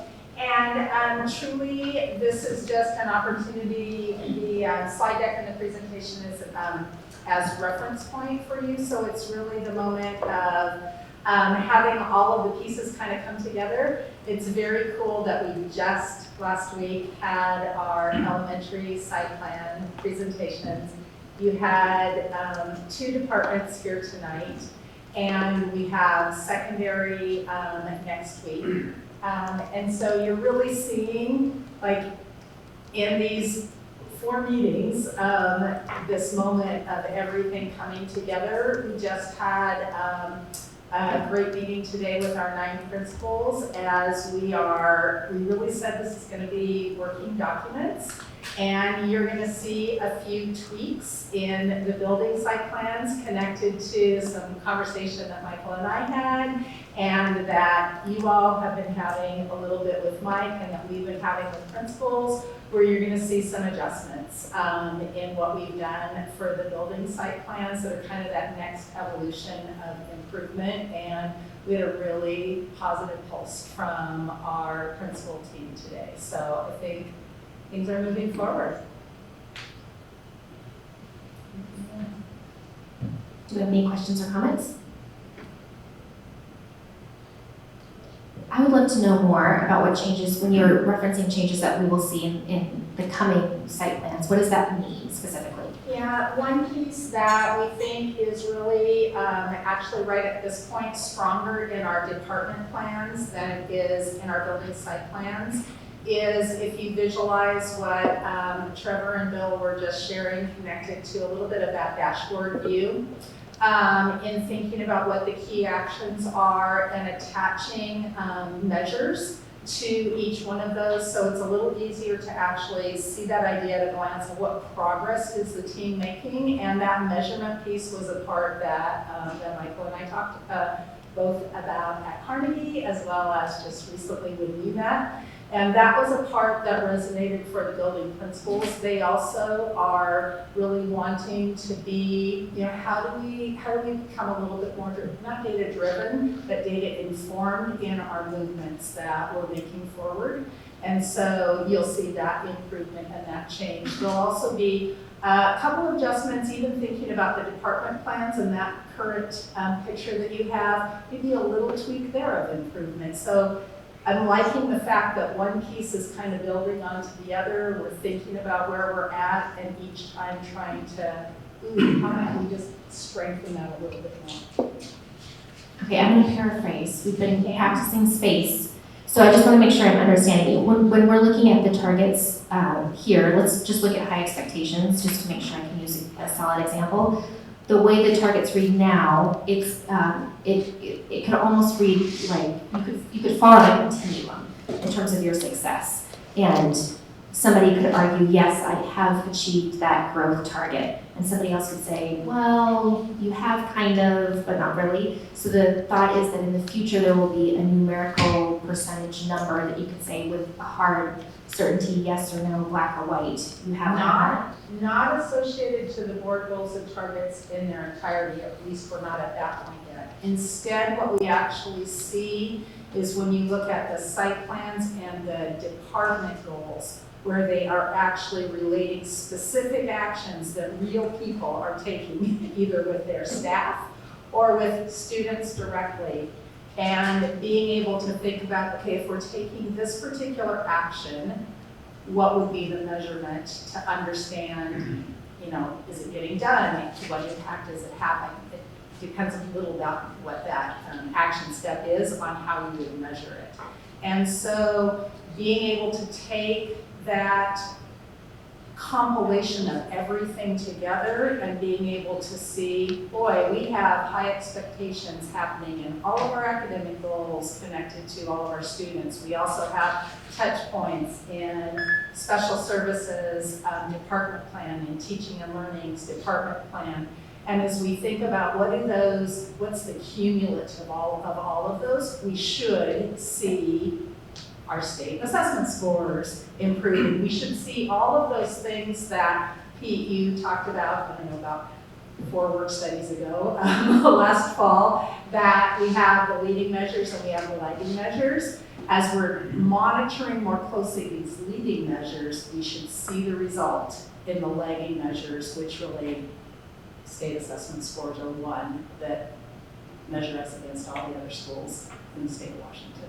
Okay, thank you. You're welcome. Yeah, I think of it as a two-way street, and I think you articulated that well, Don. That we've created the building site plans, the department plans, and that's kind of the trickle down from the board or the district level, district-wide goals that are embodied in CARES. But then it's also incumbent upon us to trickle up and see, like, are the results that we're seeing and the activities that are going on at those levels, are they trickling back up so that we can actually see achievement of goals and results at the district level, and not just those results at the lower level, not lower, but at the department level or the building level. They're aligned, and we spend a lot of time and effort to make sure that they're aligned. Theoretically, if you're achieving results at a department or at a building level, they should. We should be seeing results being achieved at the district level, but I see that kind of as a two-way street. Next iteration. They'll continue. No, it's exciting. It's all great. It's all great. Yeah. I just add quickly on that. Thank you for keeping the process agile.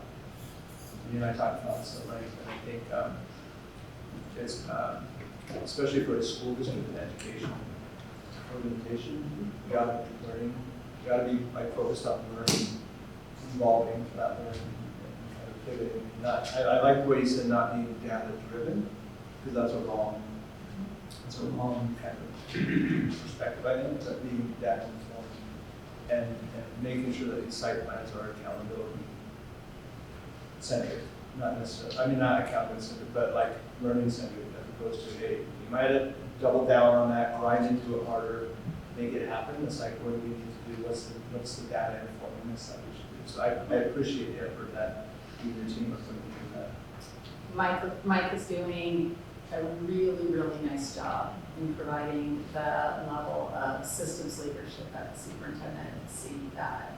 I'll thank much Mike. appreciated. Thank you. Well, thank you both for joining us tonight. We appreciate it. We are going to now take a vote. So may I please, my brain totally just started playing. Let me try again. I will call for the vote. All in favor? Aye. Agenda item 5.07, action to approve 2022-23 board targets passes 5-0. And that takes us to agenda item 5.08, which is our action to approve resolution 2022-04 WIAA membership for the 2022-23 year. May I please have a motion to approve resolution 2022-04 WIAA membership for the 2022-23 year? I move to approve resolution 2022-04 WIA membership for the 22-23 year. I'm not gonna say all that, but I'm gonna approve the same. I'm gonna second the same. Vice President Miller motioned and Director Williams seconded. Thank you both. And am I correct in assuming that Tony, you are going to be joining us for this? I can. Portion? If there are any questions, no. Are there any questions? We don't need to make you walk all the way up here if we don't have any questions. I'm not that old. I'm going to be up here. You'll feel good to stretch your legs. We delight in your company. Okay, since there are no questions or comments, I will call for the vote. All in favor? Aye. Agenda item 5.08, action to approve our resolution 2022-04 WIAA membership for 2022-23 passes 5-0. Thank you. And that takes us to agenda item 5.09, which is our first reading and adoption of policy 3203, inclusion, diversity, and equity. And for those of you who are in the audience, this is a continuing conversation that we've had as a board. We've spent about 3.5 hours discussing this policy. So although it's listed here as a first reading, this is not the first time that we've talked about it. Emily Hard and Tony Davis, thank you for joining us. Well, thank you for having us. And we're happy to speak to the policy and answer any questions. Do you want us to start giving an overview? Yes, please, if you have it.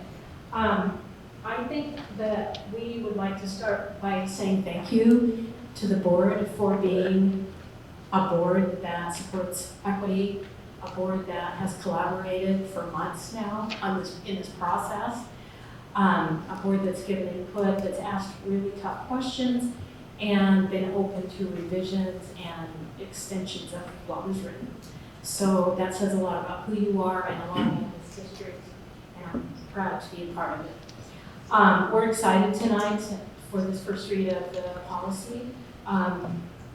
We know that it's gone through a number of iterations now. We feel like it's better than it was, and we feel that it speaks to who we are as a district.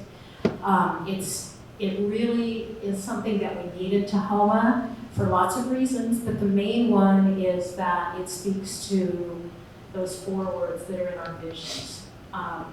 An environment that is supportive, inclusive, safe, and welcoming. I didn't do those in the right order, but it really is about supporting each and every student and addressing their individual needs.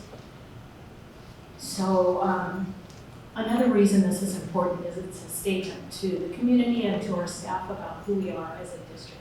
This is something we value, it's something that we care about enough that it's one of the 5 strategic board goals. I also believe that this is super important for our students because our students need to know that they belong and to have a board policy that puts that in writing, that is very clear about what we believe and what we stand for. Students will know that, even though students generally aren't policy wonks, but they will know about the policy and they will appreciate that the district cares enough to put this forward. We've heard from a lot of our teachers that they want this kind of thing in place. They want it so that they know we have their back, so that when things come up, they feel like they can go ahead and respond. When harassment occurs, racism, and other incidents occur, that they have this as a third point that they can say, I'm going to speak out, I'm not going to be silent, I'm going to address this. And part of the reason is that our board and our school district is fully behind it. So those are some of the reasons I believe this is so important. I'm going to invite Tony to jump in and add whatever you want. Is this the passing of the torch? Emily has a lot of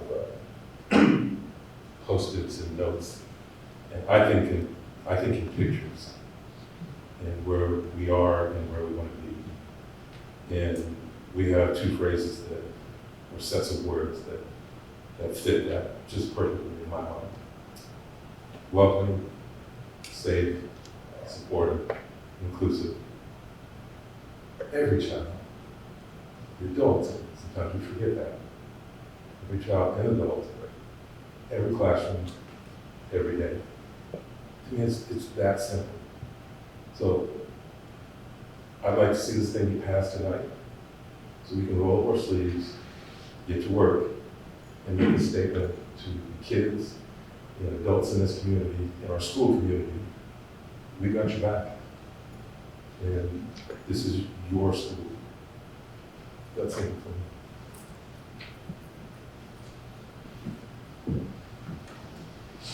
One of the questions that we had Should lower the mic. that came from the work study was around the terms and definitions. And one of the changes we made, we did an audit to make sure that all the ones in there were actually in the policy and the procedure. There's a few that are just in the procedure, and since you're not reviewing the procedure tonight, know that there are a few that aren't in this document, but they are in the procedure. Do you have any questions for us? Since the April 19 work study, what significant changes have occurred to the draft? Because I have the April 19th draft and it looks like there have been some, but I can't tell what. Besides from the title change. Yeah, you'll notice there was a title change. One of the points that came out of that work study was that inclusion needed to be more prominent in this policy. So it's actually the first word in the policy now. It's been added in paragraph 1.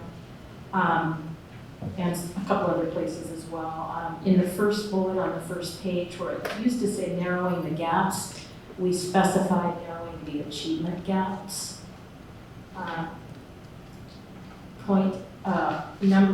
Letter E under foundational beliefs was added.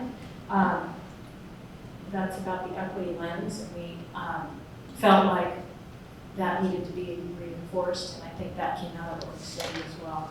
There were a couple of grammatical changes. In the third we belief statement, we added gender identity. It had gender and gender expression, but gender identity wasn't in there. That was added. Those are the main things. I can't remember them all. They're different versions. We've been through several different, a handful of versions, not several, a handful of versions. I think she captured it.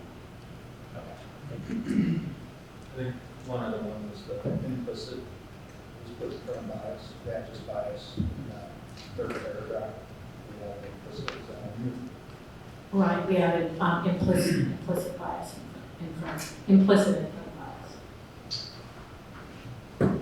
Emily and Tony, number one, thank you again. Like I've had a chance to meet with both of you and discuss this tonight.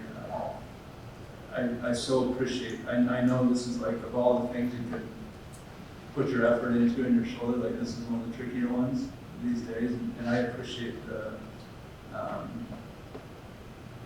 courage. I appreciate the time and the commitment that you spent on this.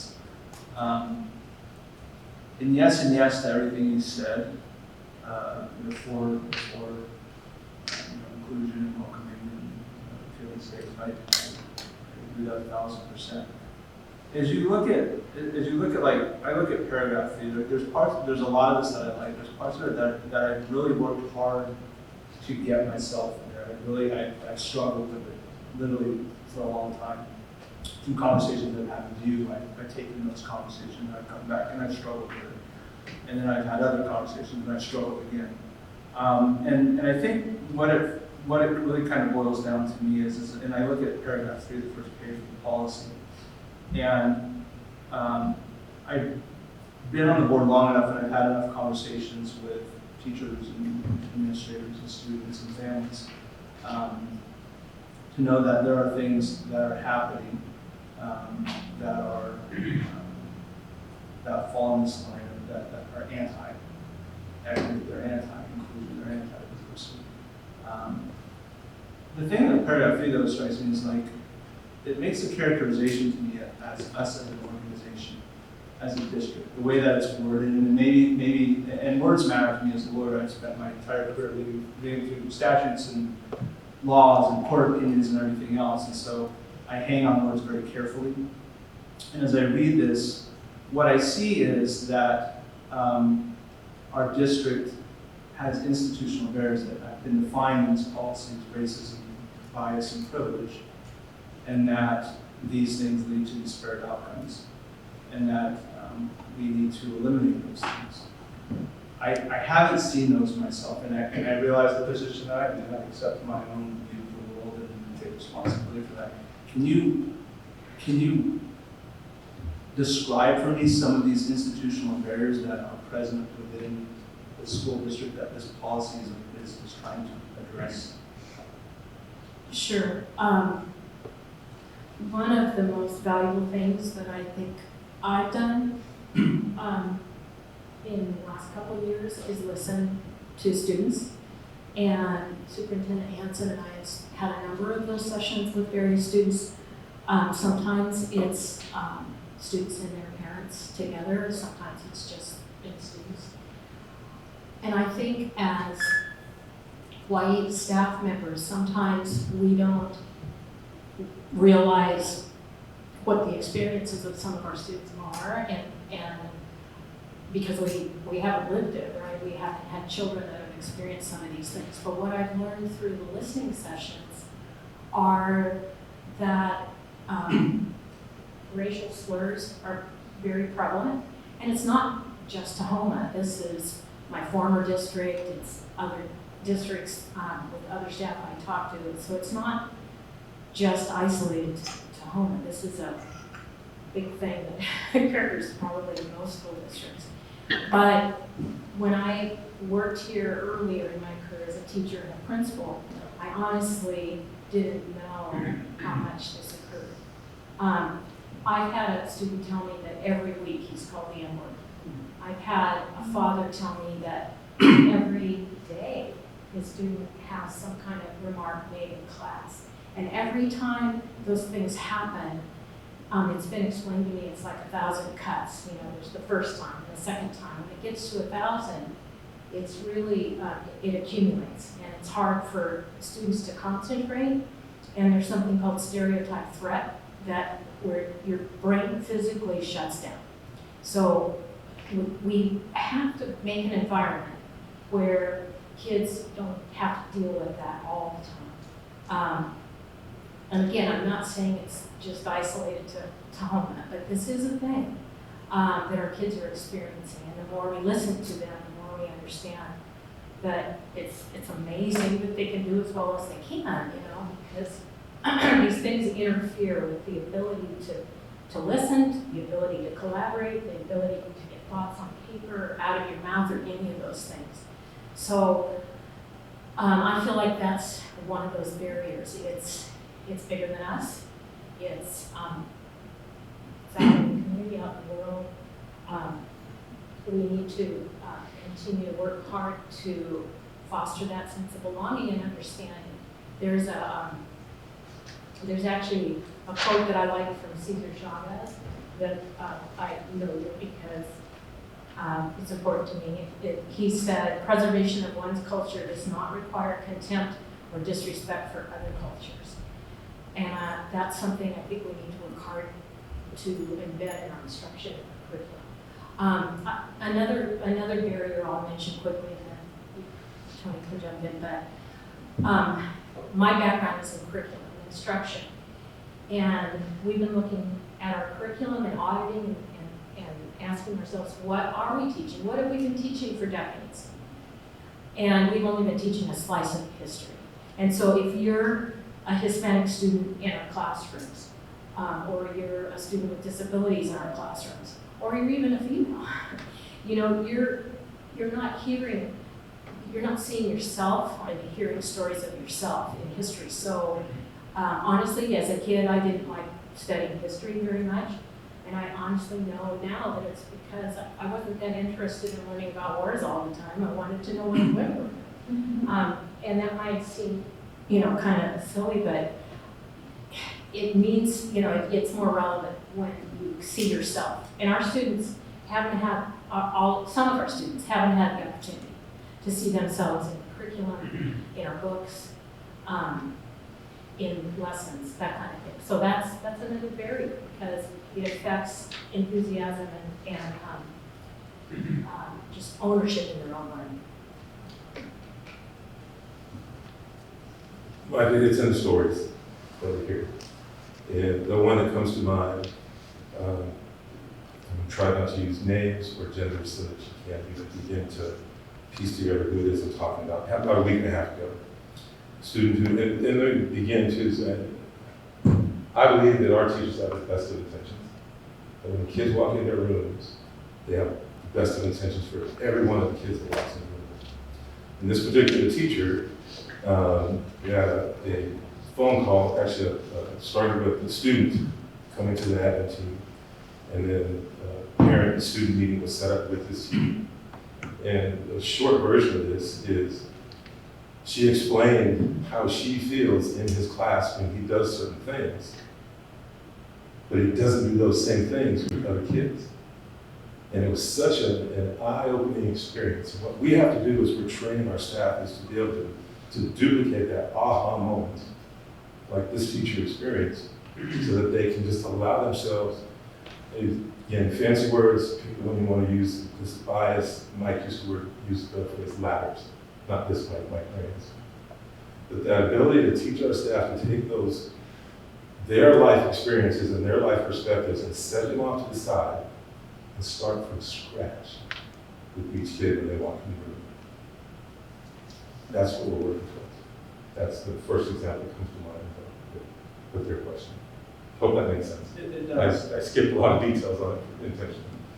And I would refer to my other directors, but I think yes and yes, right? That's I understand. I think where the word institutional barriers, as a board, like the policy has to give us something we can do. The policy is to give us a framework by which we can hold accountability, right? We can say we can make a decision as a district, and as a board, we can say that decision fell within policy or opinion.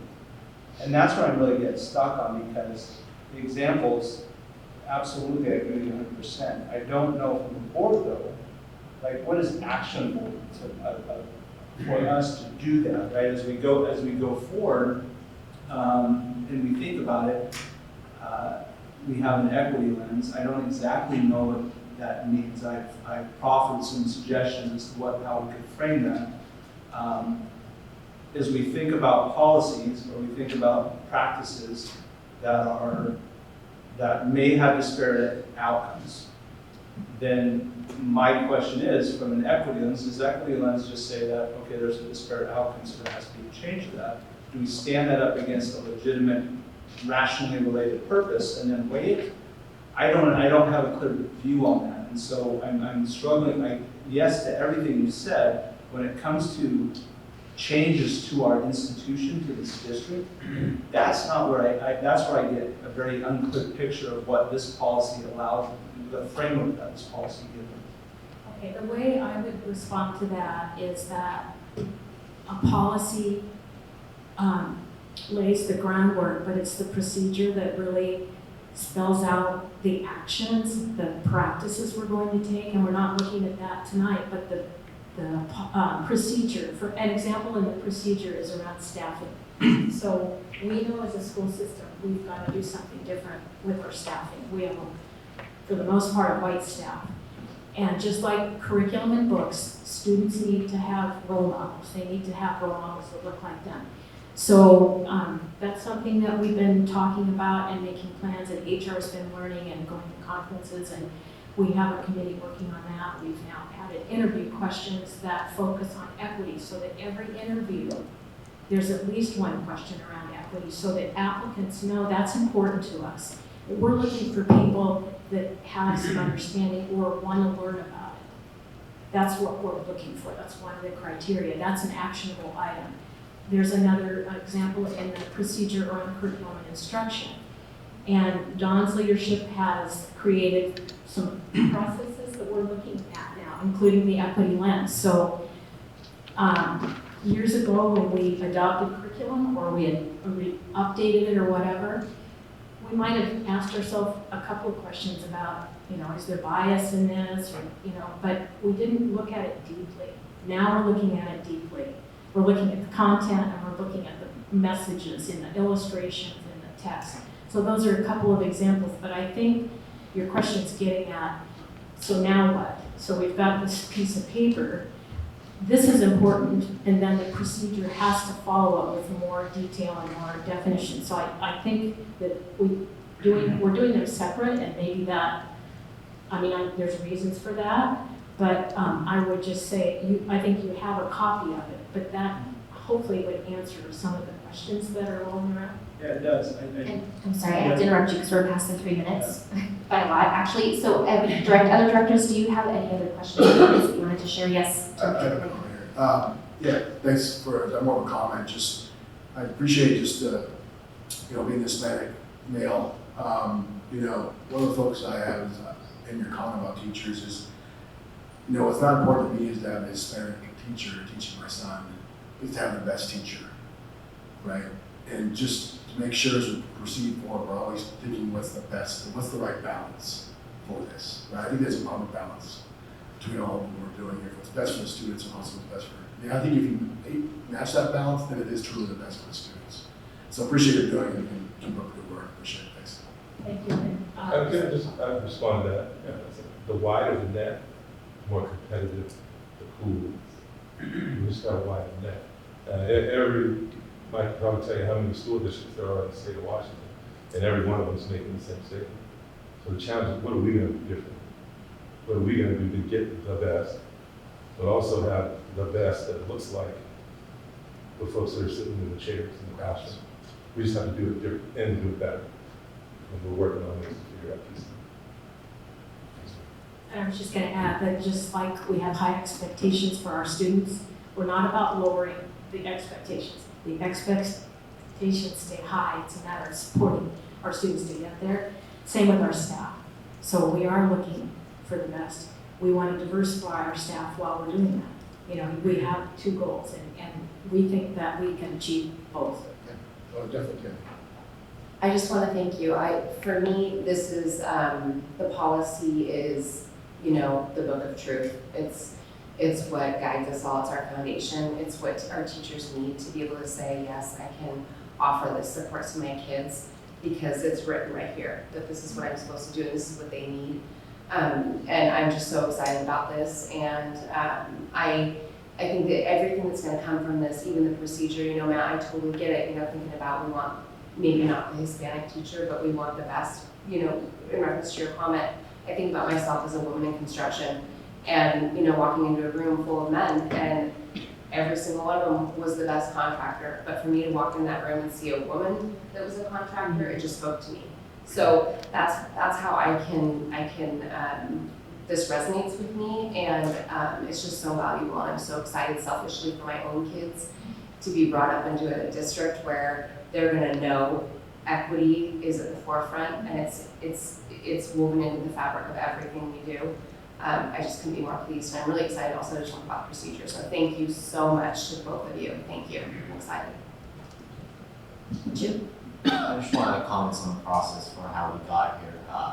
When I first saw it at the January work study, my copy of the policy was covered in a lot of red because I've been using the red pen a lot.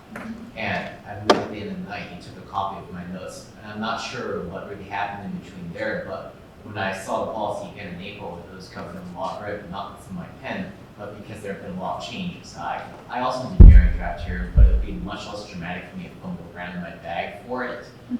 But, and that means that when I go to students, when I talk to students on the student voice committee, when I talk to students that felt like they would be impacted by this, I can genuinely say to them, the discussion that we're having right now is going to have an impact because people are actually listening to this. They've actually taken my feedback and said they will work on that. That's a lot of times the response I get from students. Okay, sure, we can have this discussion right now, but what impact will this have? And I think seeing the fact that from January to May, there has been such substantial revision to it that has responded to the feedback that community members have provided really does communicate to the student body, at least through my role, that their voice does have an impact. Thank you for saying that and noticing that, and we hope that that was evident. I did want to mention that there was a lot of input into this. It was people at board meetings that gave public comment. It was our equity support team. It was our equity steering committee. It was the board itself. People that had a voice that, you know, either wrote or came to talk to us. So this was a very collaborative process and one that morphed and changed quite a bit through the process. So thank you for this comment. Could I ask one quick question? So I forgot one thing. One thing that came up for me during the work study was I just wanted to make sure that our disabled population of students was really represented in our policy. Do you guys feel like you've gone through and you feel really good about where we're at with that? Yes. Okay. Yeah, there's a number of places where, like if you look at the third we believe statement, education, each student requires a respect and appreciation for differences, including but not limited to, and you know, there's a whole list of them there, but it is addressed and mentioned, so. Okay, great. Thank you. Yeah, the benefit of going last, and we all covered just about everything. But I just really appreciate the process. I appreciate the opportunity to codify a belief system in a really important set of documents that governs, you know, what we do in our district. And the fact that there is a need in our system for a third point document that can support conversations that need to happen to support students and adults in our system. I just really appreciate this opportunity to be able to be bold and make a statement and provide that tool to our system. And really the process, the level of involvement from so many different angles and so many different voices, the fact that you put your ladders to the side, you took that genuinely, you took it seriously and incorporated it. And the journey that we've been on has been lengthy, but oh so productive, and really proud of the work that's happened. And I'm really thankful for both of you for your leadership, your experience, and for contributing to all of this work that we have. So thank you. And I will just add on that I'm also incredibly grateful for all of the time and energy you put into this. And when I think about Maslow's hierarchy of needs, and we talk about students needing to have a full belly and needing to make sure that they feel comfortable in a classroom before they can ever even start to think about their ABCs or their math facts. That's what this is all about. This is about helping every single student and every single adult feel like they are in a safe space where they're truly valued and seen. And so this is not only important, it's critically important. And so I'm so thankful for you for helping make this come to life for all of us. So with that, yes, Superintendent Hanson. I want to take a minute to express some gratitude to Emily in particular.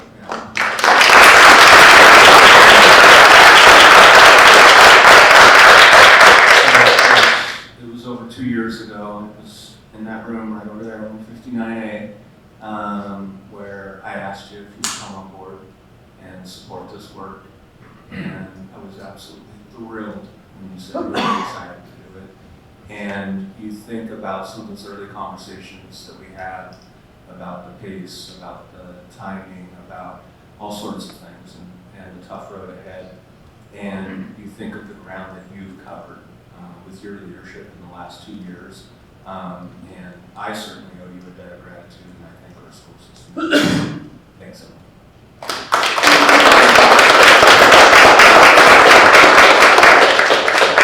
Thanks.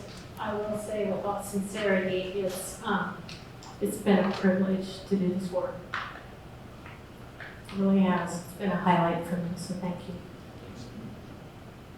Well, with that, we are going to move on. So thank you both so much. And just one last thing, just to point out the fact that the way that the cadence works, that we do a first read, we don't vote on it, we do the vote and approval after the second read, which will come soon. 2 weeks after. Yes, yes. Generally, if there are no changes, it goes on the consent agenda, but after discussed with all the Thank you both. we will now move on to agenda item 510, which is our finance and enrollment report. And we have Bill Hernandez, our district accountant, joining us again.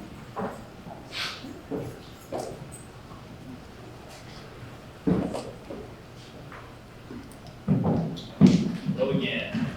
AJ, can you go to slide 4 for me, please?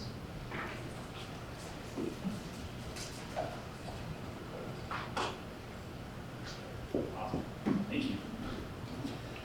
All right, starting out on the revenue side of things, I want to focus on two main areas. These were the two main areas that had actually changed this month. Everything else stayed pretty constant. The first being under the unexpected revenue changes section, the third from the bottom, the enrollment stabilization, and the second from the bottom, the food services funding.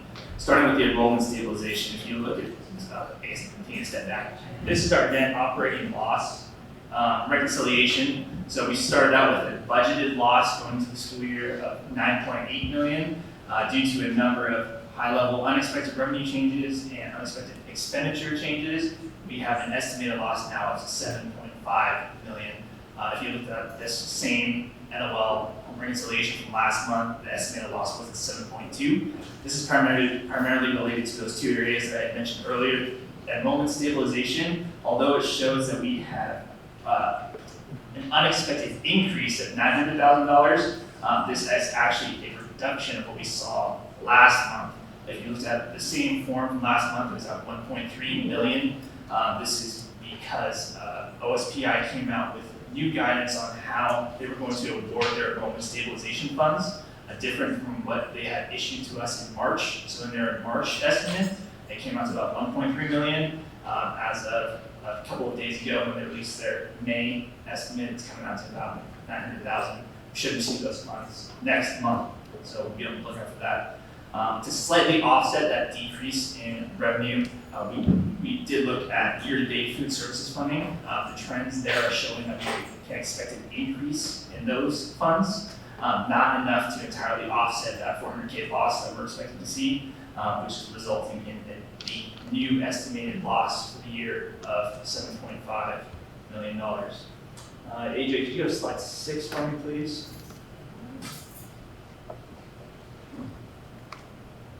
And could you focus in on that April 2022 chart on the bottom left?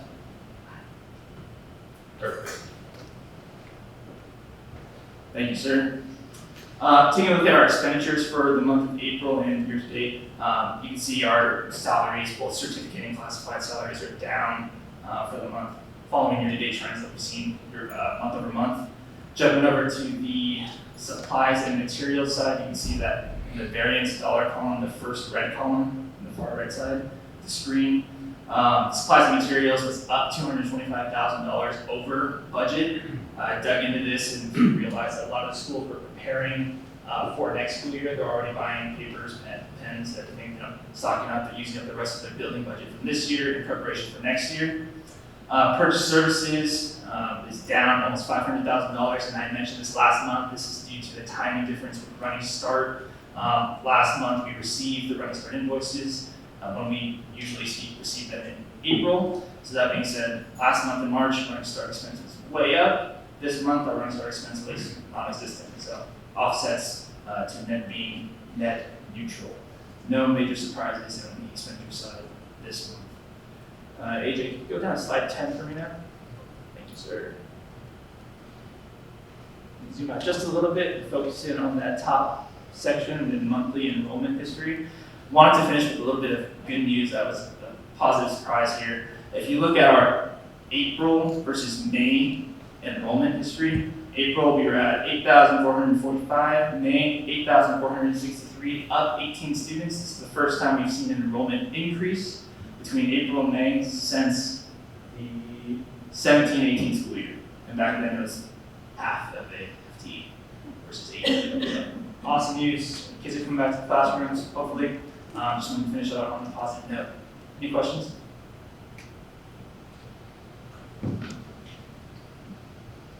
Thank you. You've done a fabulous job of going over everything for us, so we really appreciate it.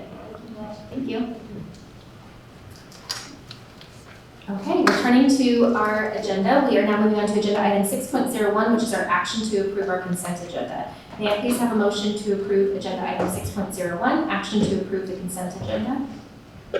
I move to approve our consent agenda. Second the same.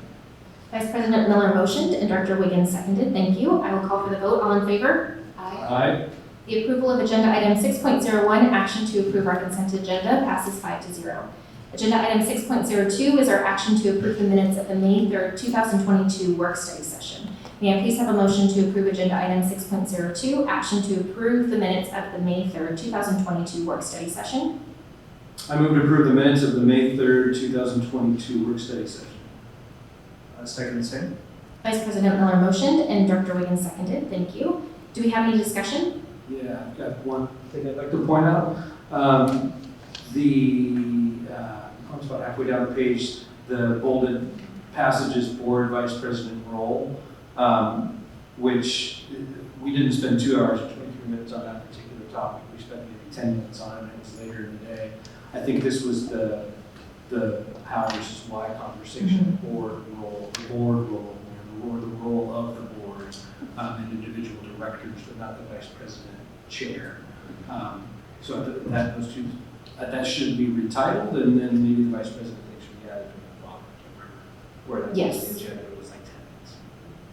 Excellent. Did you capture that, Tamara? So we have a bolded passage that says board vice president role, 2 hours, 23 minutes.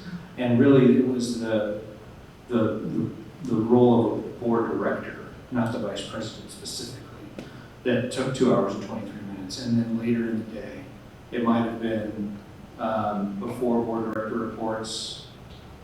I think in between the bits and board director reports, we had a probably 10-minute discussion about the board vice president role.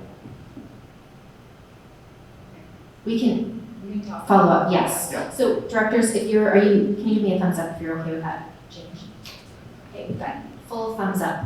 Okay, so could I please call for the vote with those changes in mind? All in favor? Aye. The approval of agenda item 6.02, action to approve the minutes of the May 3rd, 2022 work study session with changes, passes 5-0. And now we're moving on to agenda item 6.03, action to approve the minutes of the May 10th, 2022 board meeting. May I please have a motion to approve agenda item 6.03, action to approve the minutes of the May 10th, 2022 board meeting? I move to approve the minutes of the May 10th, 2022 board meeting. Second the same. Vice President Miller motioned and Director Wiggins seconded. Thank you. Do we have any discussion on this minutes? I will call for the vote. All in favor? Aye. The approval of agenda item 6.03, action to approve the minutes of the May 10th, 2022 board meeting, passes 5-0.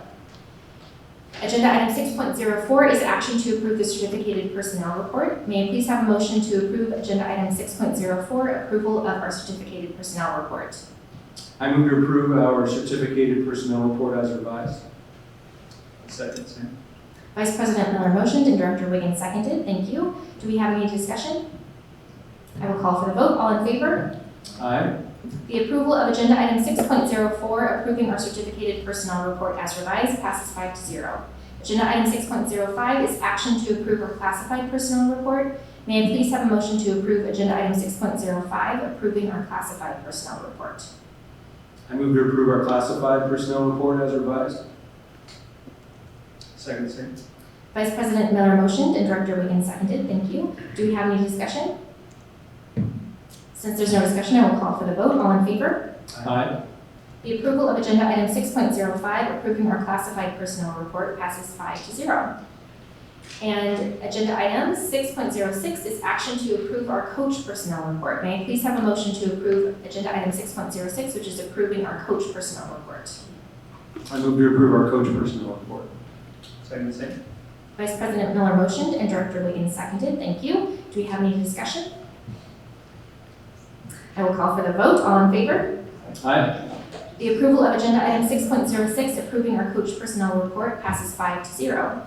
Agenda item 7.01 is our board inquiry tracking system, which is called BITS. And Superintendent Hansen, do we have any changes or updates? No.